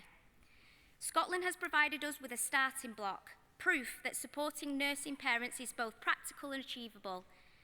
What we need to do now is have the will and the commitment to make it national. Supporting nursing parents is not just about compassion, although compassion should be enough. This is a strong value that we carry in our NHS and to our service users. It's also about fairness, morale and retention. Paid time to feed a child gives parents a genuine work-life balance. It keeps skilled staff in their jobs. It builds workplaces that are humane, healthy and respectful, which is certainly something that we need to retain in our NHS. So today, we are asking Congress to stand up, to say loud and clear that nursing parents must not be penalised, that paid time off to feed a child is a basic right, that parents and children alike deserve dignity, and any growing child should not have a health disadvantage because an employer made a parent choose. Let us call on the TUC to campaign actively, to remove the barriers that too many parents still face, and to push for policies to put in place that match our values of fairness, respect and solidarity. Because Congress, when we support parents, we support families. And when we support families, we build a stronger, kinder society for us all. And I'll say it one last time. No parent should be forced to choose between their pay and their child. Congress, I urge you to support this motion. Thank you. I move. Thank you, Lauren. RCM, please.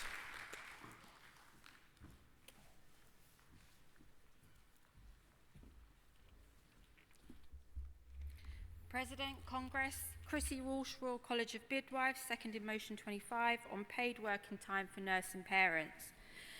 Thank you, Congress and RCOP for highlighting this issue. It's events like this that bring out the real prime example of highlighting these inequality issues that our workforce are facing. Over 56% of NHS staff are parents, and 77% of those are women. Although many NHS workplaces provide facilities for breastfeeding or pumping, I've since learned that NHS staff are being penalised for using them. The protection and promotion of breastfeeding is an internationally recognised public health intervention underpinned by Article 24 of the United Nations Convention on the Rights of the Child and included in the NHS 10-year plan. This motion is about supporting our workforce to feel safe, well, valued, equal and treated with dignity and respect in their workplace. Financially penalising parents who need to breastfeed or pump during their work hours is unacceptable. They're being forced into choosing between breastfeeding or pumping in unpaid breaks or ceasing breastfeeding and moving into formula bottle feeding, leading into a different financial burden that they weren't prepared for or possibly unable to sustain.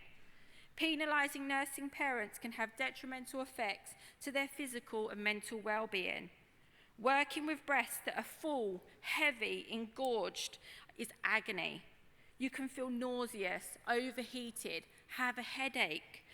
This is affecting your ability to focus and work at a full capacity. Imagine the indignity of them worrying if at any moment during your work shift you give yourself time to think about the pain in your breast or think about your baby because you run the risk of then leaking breast milk onto your uniform.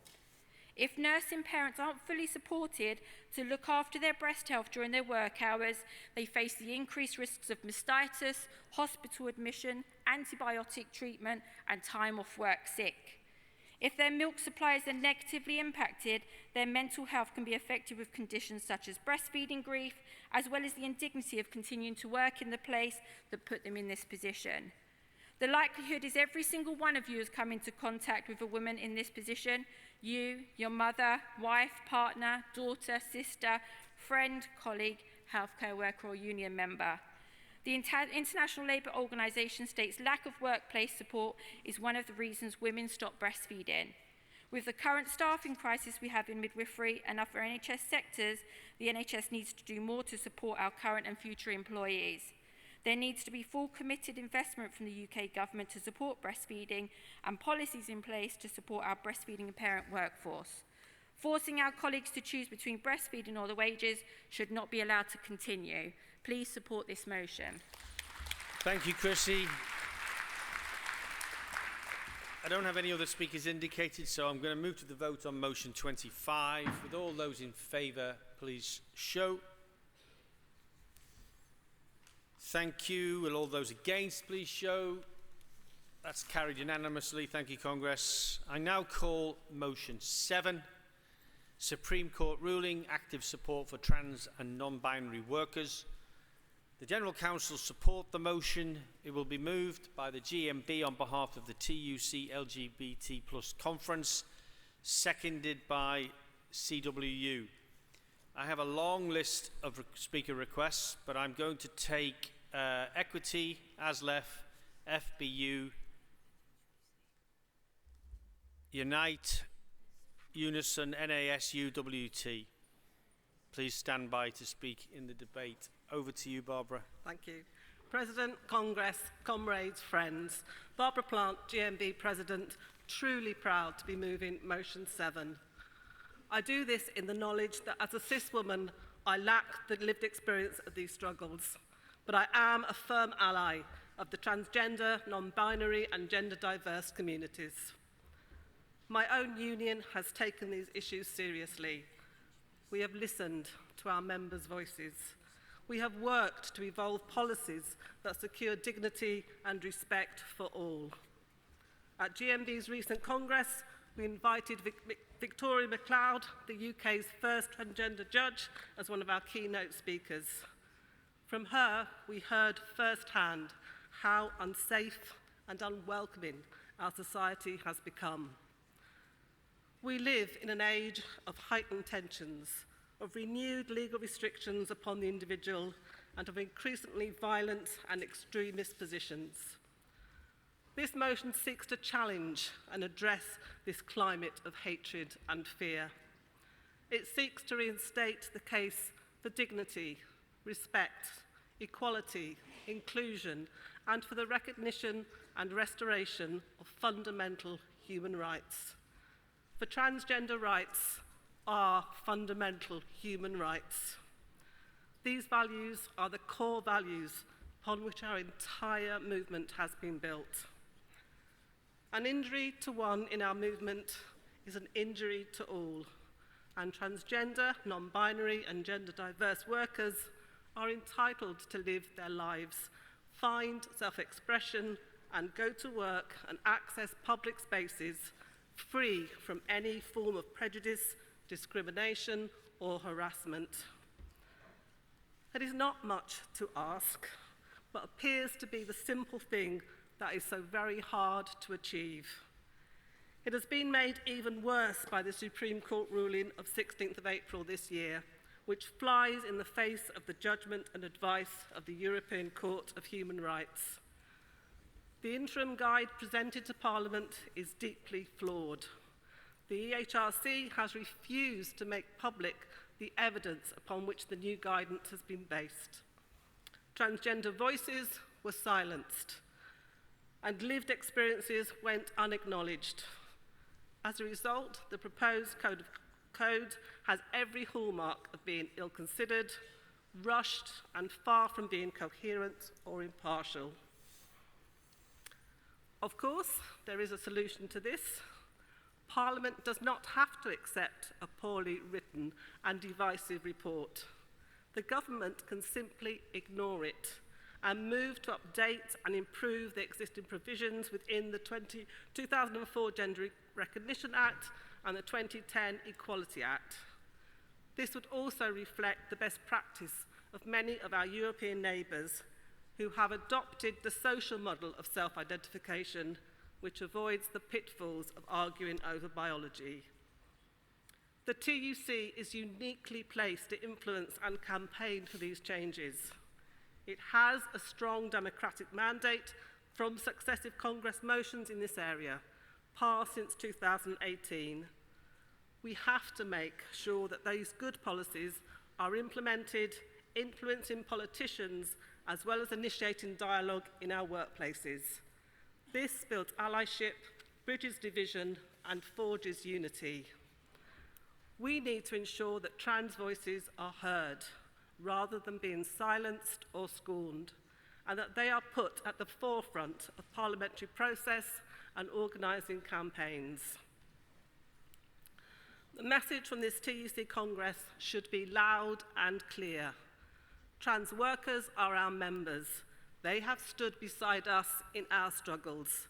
Now is the time for us to stand beside them and to join our voices and all our strength in the most basic and powerful way that we all know works, through solidarity, one with another.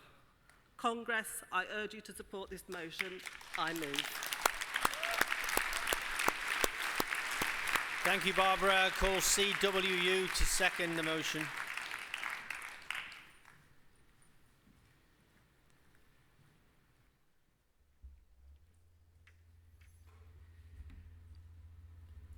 Thank you.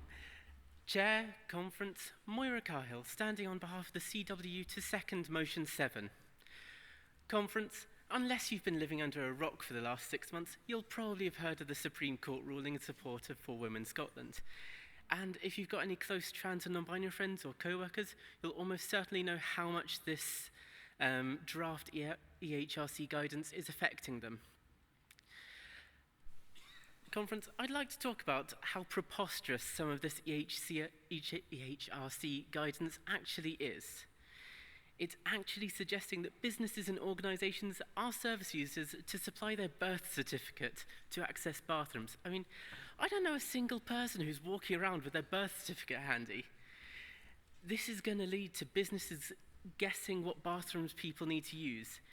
This does not just affect trans people. This affects anyone who doesn't perfectly conform to gender norms. They say that they're doing this to protect the rights of women. This guidance will do the exact opposite. It will lead to women having to dress in a manner that's traditionally feminine to be granted the right to use the correct bathroom. We have been told that this guidance will not remove any rights of trans people. Like hell they aren't. They're suggesting that we use spaces of our supposed biological sex, while in the same breath saying that there are some cases where we shouldn't do that either. I can tell you that I definitely would not feel safe using a bathroom that matched what was on my birth certificate. They then suggest that we use a supposed third space, but we all know that businesses are just going to put a gender-neutral sign on the disabled loos and call it a day. This drags the rights of our disabled friends and colleagues into the mix as well, forcing us into a third space that will also potentially cause some trans people to be outed and making themselves a target for even more harassment. Conference, this supposed guidance has been rushed through with barely any critical thought. This has been pushed for by groups such as For Women Scotland, with the backing of a few out-of-touch billionaires, most notably that one author rotting in her mouldy castle.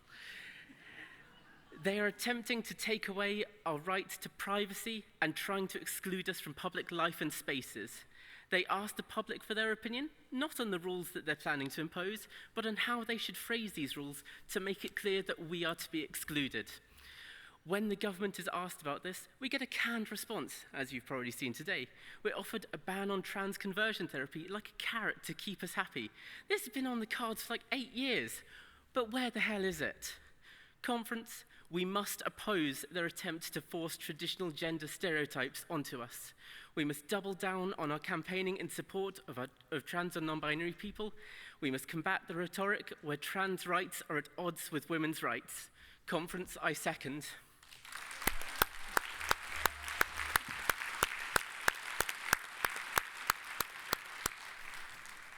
Thank you, Maura. Next up is equity. I'm also going to include another speaker. There's a little bit of time here, NHBC.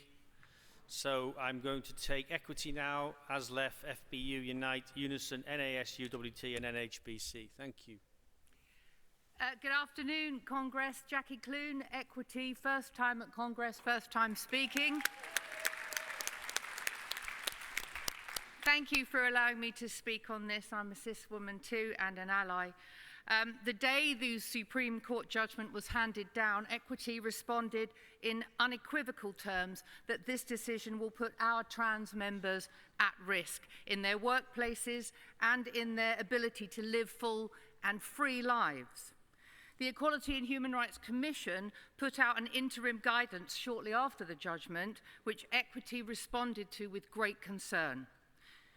The guidance is expected soon, and its chair says it will closely reflect the interim guidance. And that guidance says that trans people should not be permitted to access the facility that matches their acquired gender, without any regard for whether or not this is compatible with that person's vision of themselves.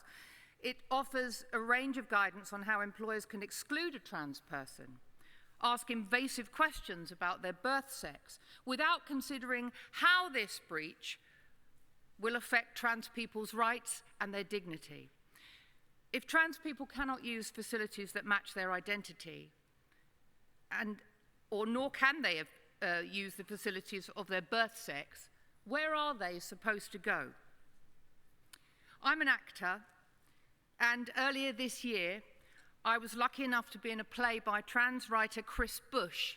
The play was called Otherland, and it charted Harry's struggle for recognition and acceptance as a trans woman in an often hostile and transphobic world, from the frankly quite creepy obsession with policing public toilets to the rolling back on trans rights in law.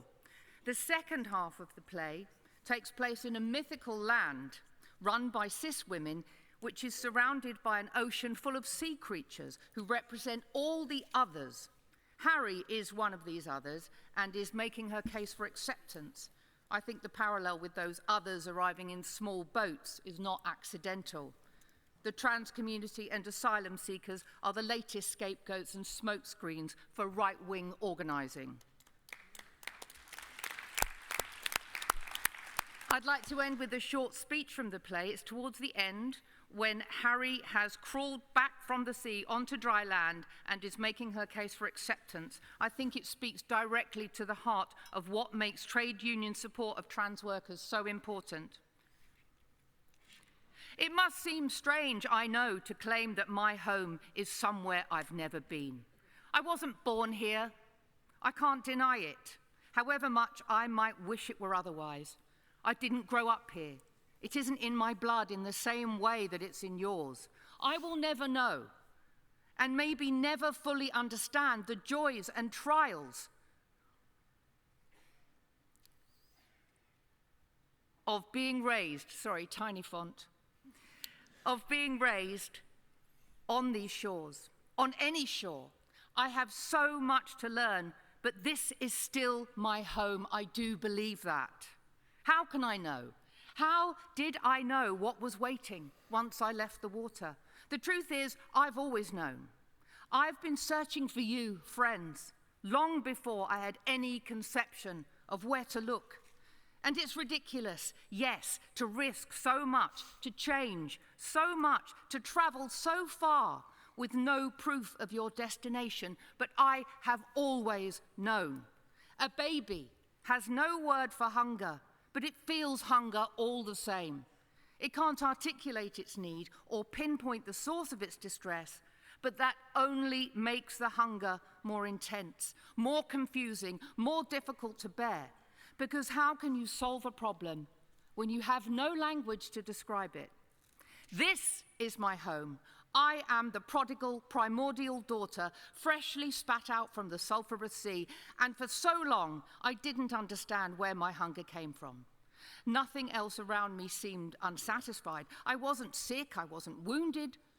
For many, it was paradise, but I had this gnawing at the heart of me. It was to come home, to grow feet and plant them in the earth, to live amongst my people, to walk upright in the sun. I am not a monster or an invader. I pose no threat. I don't wish to take anything from you. All I ask is that I might be allowed to call this home my home and pour everything into it I can. I don't blame you for questioning my heritage. I only wish you could peel back my skin and map out the contours of my soul, for you would recognize the landscape. You would see then that my place is here. I stake my life on it. Congress, you are either an ally or you are part of the problem. The trans struggle is our struggle. Trans rights are human rights. Support the motion. Thank you, Jackie. As a first-timer, I gave you a whole load of slack there. But for everybody else, just to remind you, there's 3 lights on the dashboard.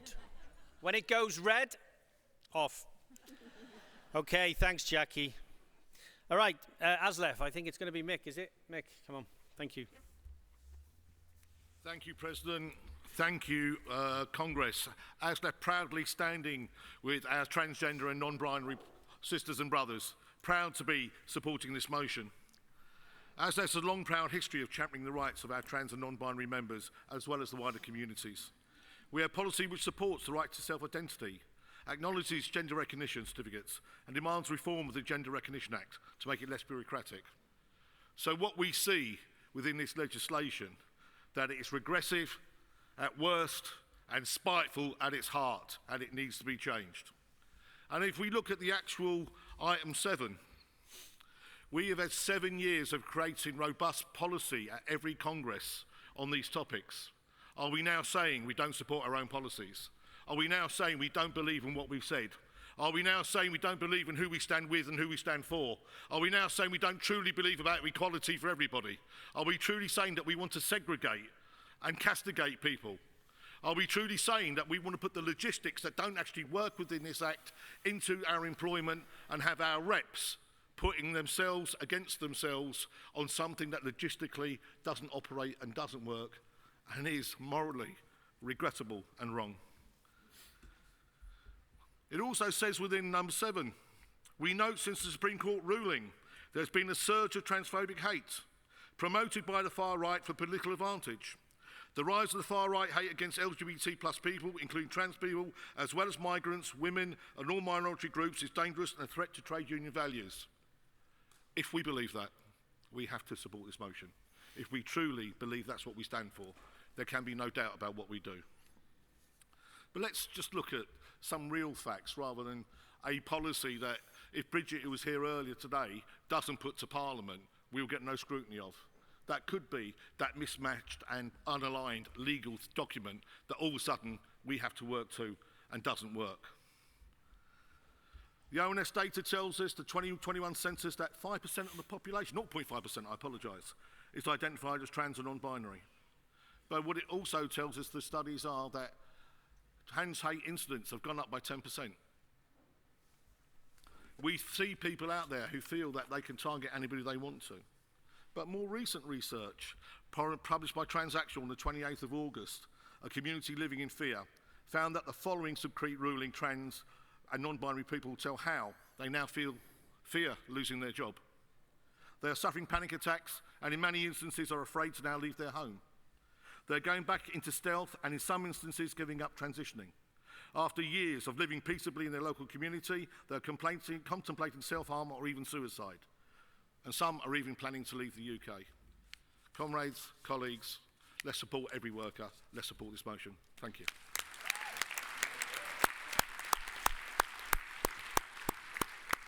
Thanks, Mick. Bang on time. Railway drivers never go through red lights, right? I know, it's an old un. Come on, they're the best. FBU, please.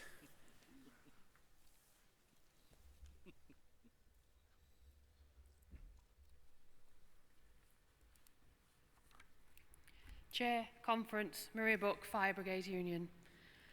Congress, I support this resolution, not just as a trade unionist, but as someone who is committed to justice, dignity and solidarity. We are living through a moment of profound challenge. The UK Supreme Court has redefined sex in the Equality Act 2010 to mean biological sex only, excluding trans people and even those with gender recognition certificates. This ruling undermines decades of progress and sends a message that trans identities are conditional and less worthy of protection. The EHRC's interim guidance suggests trans women should not use women's facilities and trans men should not use men's, even in workplaces. This isn't just exclusion, it's erasure, and it's already happening. Trans people are being excluded from toilets, changing rooms, and even in fire stations. Some cis women are misgendered and removed simply for not conforming to stereotypes, myself included. Meanwhile, transphobic hate crime is rising up 26% in London last year alone. These aren't just numbers. They're real people facing harassment and fear. This year at my union's conference, I brought forward an emergency resolution calling on the Executive Council to reject fragmentation and strengthen solidarity across marginalised communities, seek advice from their equality sections, call on employers to ensure fairness and inclusive workplace policies, develop a model trans-inclusive policy, and lobby the EHRC to safeguard trans rights. I am pleased to report that this resolution passed after a healthy and emotional debate. And now, my work begins, not just implementing it, but engaging with those who opposed it.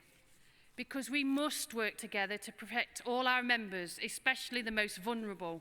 Trans and non-binary siblings facing persecution, women raising safety concerns about predatory men, disabled members excluded from spaces, black and brown members facing daily racism.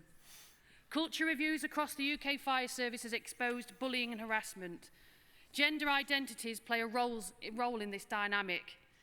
Trans and non-binary firefighters deserve safe facilities, fair policies and respect from the station to the incident ground. Trade union values are rooted in solidarity, not exclusion. Trans people are not a threat. They are our colleagues, our friends and our family. They are part of our union and part of our movement. Let's move this resolution with pride, with purpose and full force, because there is no LGB without the T. Thank you. Thank you, Maria. Bang on time, thank you. Unite, please.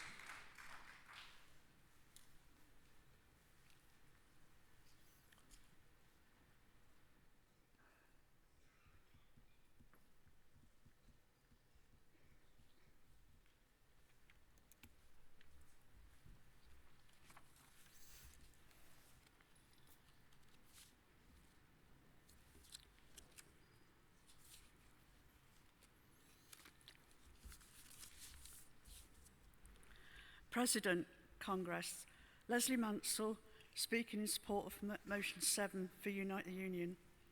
This motion is more than policy. It's a declaration of solidarity, courage, and commitment to justice. Let us be clear. Trans rights are human rights. Every trans, non-binary, and gender-diverse person deserves to live and work free from harassment, exclusion, and fear. The Supreme Court ruling undermines this truth. It contradicts rights precedents, European human rights precedents, and emboldens those who seek to erase trans lives from public life. We've seen the consequences already. A surge in transphobic hate, weaponised by the far right for political gain. This is not just an attack on trans people, it's an attack on all of us. And we do indeed stand at a crossroads between progress and regression, dignity and discrimination. And when the EHRC chair believes Article 8, the right to privacy, isn't relevant to the Supreme Court decision, it's not just legally flawed, it's ethically bankrupt. The interim guidance is exclusionary, rushed, and threatens workplace protections for countless workers. It's a threat to the very essence of trade unionism. And any new government law, promised this afternoon, needs to build in an action plan. This means mandatory training on trans inclusion, pronoun respect and anti-discrimination. Zero tolerance for harassment with clear reporting and accountability. Inclusive facilities, transition support and flexible HR processes. Representation and consultation. Trans and non-binary workers shaping policy. Real co-design.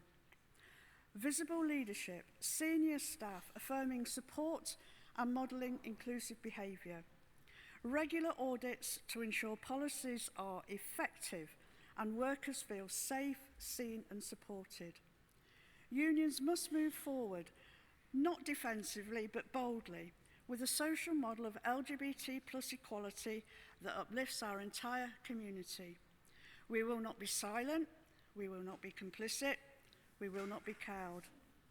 This is our moment. Let's stand together, not just for trans and non-binary workers, but for values that define us all: equality, solidarity, justice. 25 years ago, I supported a motion for lesbian and gay rights at work at this Congress, and you, Congress, unanimously supported it for the first time. Let's continue that support. Vote for Motion 7. Let history remember that when trans lives were under attack, trade unionists stood tall. Solidarity. Thank you, Leslie. Unison, please.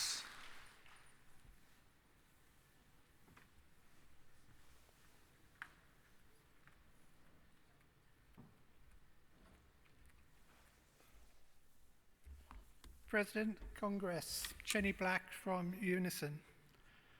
I was really pleased to hear Bridget Phillipson tell us that she wasn't going to try and convert us anymore. It was a real relief, but what I really want to know is where do I go for a P? Because I can assure you, at my advancing years, that problem is getting more and more frequent. But I do wonder how many of you really understand the implication of the actions of the Equality and Human Rights Commission and how damaging they have the potential to be. So I'll give you some context, and it's based on a conversation that I had with my employer. I work in a local authority. They believed a workaround may be possible. We both recognised that I will not be allowed to use the toilet facilities that align with my acquired gender. I'll have to use those for my biological sex. But we both understand that I can also be refused access to those if I cause concern to people. So the solution, they thought, would be to make some toilets gender neutral and I can use them. But then everybody else can use them. So how is that equality? Because you're limiting my access to facilities, but actually increasing access to facilities for everybody else. So the next suggestion then was just some trans-only toilets. The Congress, that's segregation. Segregation in Britain in 2025 of the smallest minority group in the UK and the north of Ireland. So conference, this problem is a square that can't be circled with the guidance that the EHRC are creating. So the motion tells us how the far right are promoting transphobia for political purposes. I'm sorry, Congress, but this is not the preserve of the far right. It's the left as well, and it's the Labour government as well. They are using this as a political football, and it's trans people that they are kicking around. The government minister you listened to today is at the heart of this segregation. And I mentioned earlier, I want you to support this motion, I really do, but it calls for a meeting with her. Calling for meetings is not strong enough. We demand a meeting with her, and we demand a workable solution. So, we need to do that in order to gain civil rights back for our trans, non-binary and gender diverse members. Congress, you may not believe that this government is transphobic. I do, I believe it in my heart. But I want to leave you with a thought, and it's something that many LGBT plus people can relate to. And that is that when you stop lying to yourself, you unlock the power to change, to grow, and live with authenticity. As trade unionists, we need to stop lying to ourselves that this is a government that champions equality. WASPy women, disabled people, migrant workers, we can see it all the time. So when we do that, when we stop lying to ourselves, then we can have a relationship with the government that will be authentic, and we can truly make progress for all equality strands. Thank you. Thank you, Jenny. Okay, look, I just ask for your forbearance. We're just running slightly over. We've only got 2 more speakers, and then we can move to the vote. So hopefully that's okay. Next speaker is from NASUWT, please, and then NHBC. Thank you.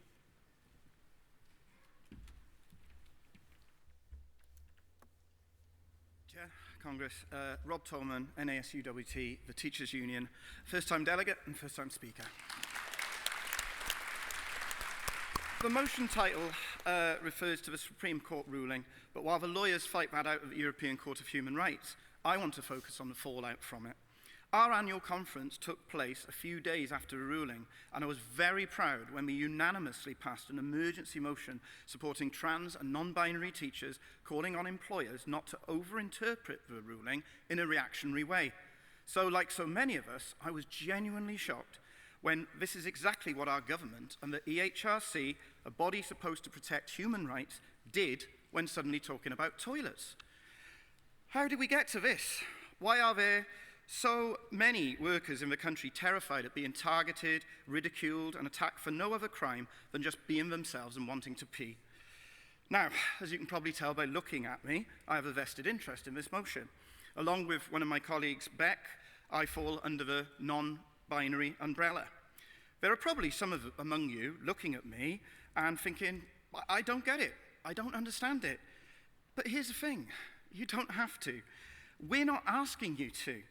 As a maths teacher, I can tell you there is plenty that don't get or understand trigonometry, but it exists all the same.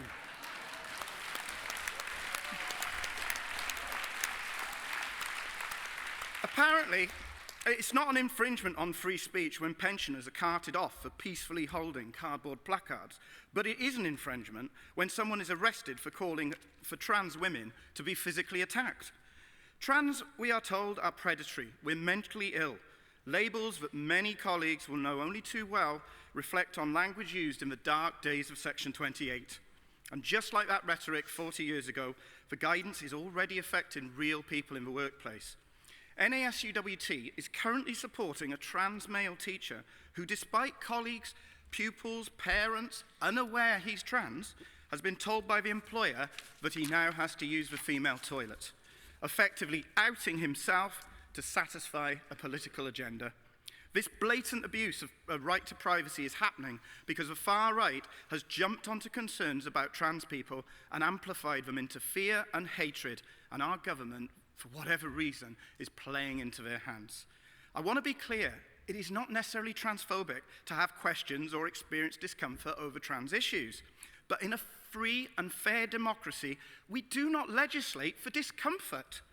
We engage, we educate, we demonstrate, we use evidence as to why such discomfort is unfounded. And this motion demands engagement. Trans and non-binary workers exist. Bex and I exist. You do not get to erase my identity, my contribution. You will not erase my work, my achievements, who I am in my place of work. We are here. We have always been here. We are not going anywhere. Please support this motion. Thank you, Rob. Well done, Rob. First timer.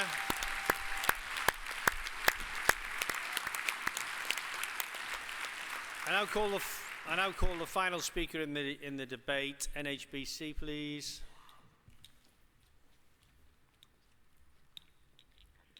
Thank you, President. Congress, you knew I'd be speaking. I won't keep you long. Julia Giorgio, General Secretary of the NHBCSA, speaking in favour of Motion 7. Trans voices have to be heard. The EHRC is led by a transphobic chair with their own agenda, laid down by a Tory government, but continued by this Labour government with a new transphobic chair in the wings, rejected by both the Joint Committee on Human Rights and the Women and Equalities Committee in government, but appointed by the Minister who addressed us today. The root of the issue isn't the Labour government, despite the willingness of our Prime Minister, the Minister for Women and Equalities and the Minister for Health to sacrifice trans people. There are many in the Labour Party, including my own MP, committed to human rights, to trans rights and the rights of LGBT people in general. The root of this can be laid at the door of hate and the money that funds it, and the willingness of those who should know better, that have listened to those people who hate and who want to vilify us in public and want to ban us from public spaces and workspaces and want the right to harass us in public for their own enjoyment. And those who have listened to the money. Congress, the TUC has not listened to the money, and I'm proud of that. We have policy, as you've heard, defined over at least the last 7 years on self-identification, inclusion and the acceptance of trans workers and fairness for them. Supported unanimously by the Women's Conference this year in response to an emergency motion laid by my union supporting that trans women are women and all that that entails shortly after the Supreme Court judgment. We must work with government from our position as the representatives for workers. We must also be mindful that we should and do lead the way for workers. We're not alone on that path. It's being trod by many, by the 900 plus people who took part in the mass lobby of Parliament on the 25th of June, including some of our delegates here today. By people in organisations, including the TUC, that submitted over 50,000 responses to the EHR consultation on its observations, as their own lawyers called them. A response rate which is 20 times what they normally get. Congress, we may not have billions of pounds to fund hate, but along with others, we do have a very loud voice. Trans rights are human rights, and human rights should not be taken away by hate or money. Please support your trans members, your non-binary members, intersex and gender non-conforming members who will be affected by this guidance. Support human rights and support the motion. This is a hill I'm prepared to die on, and I, for one, will not comply. Thank you, Julia. Thank you. And thank you to all the speakers in the debate. I'm now going to move to the vote on motion 7. Will all those in favour please show? Thank you. Will all those against please show? That's carried unanimously.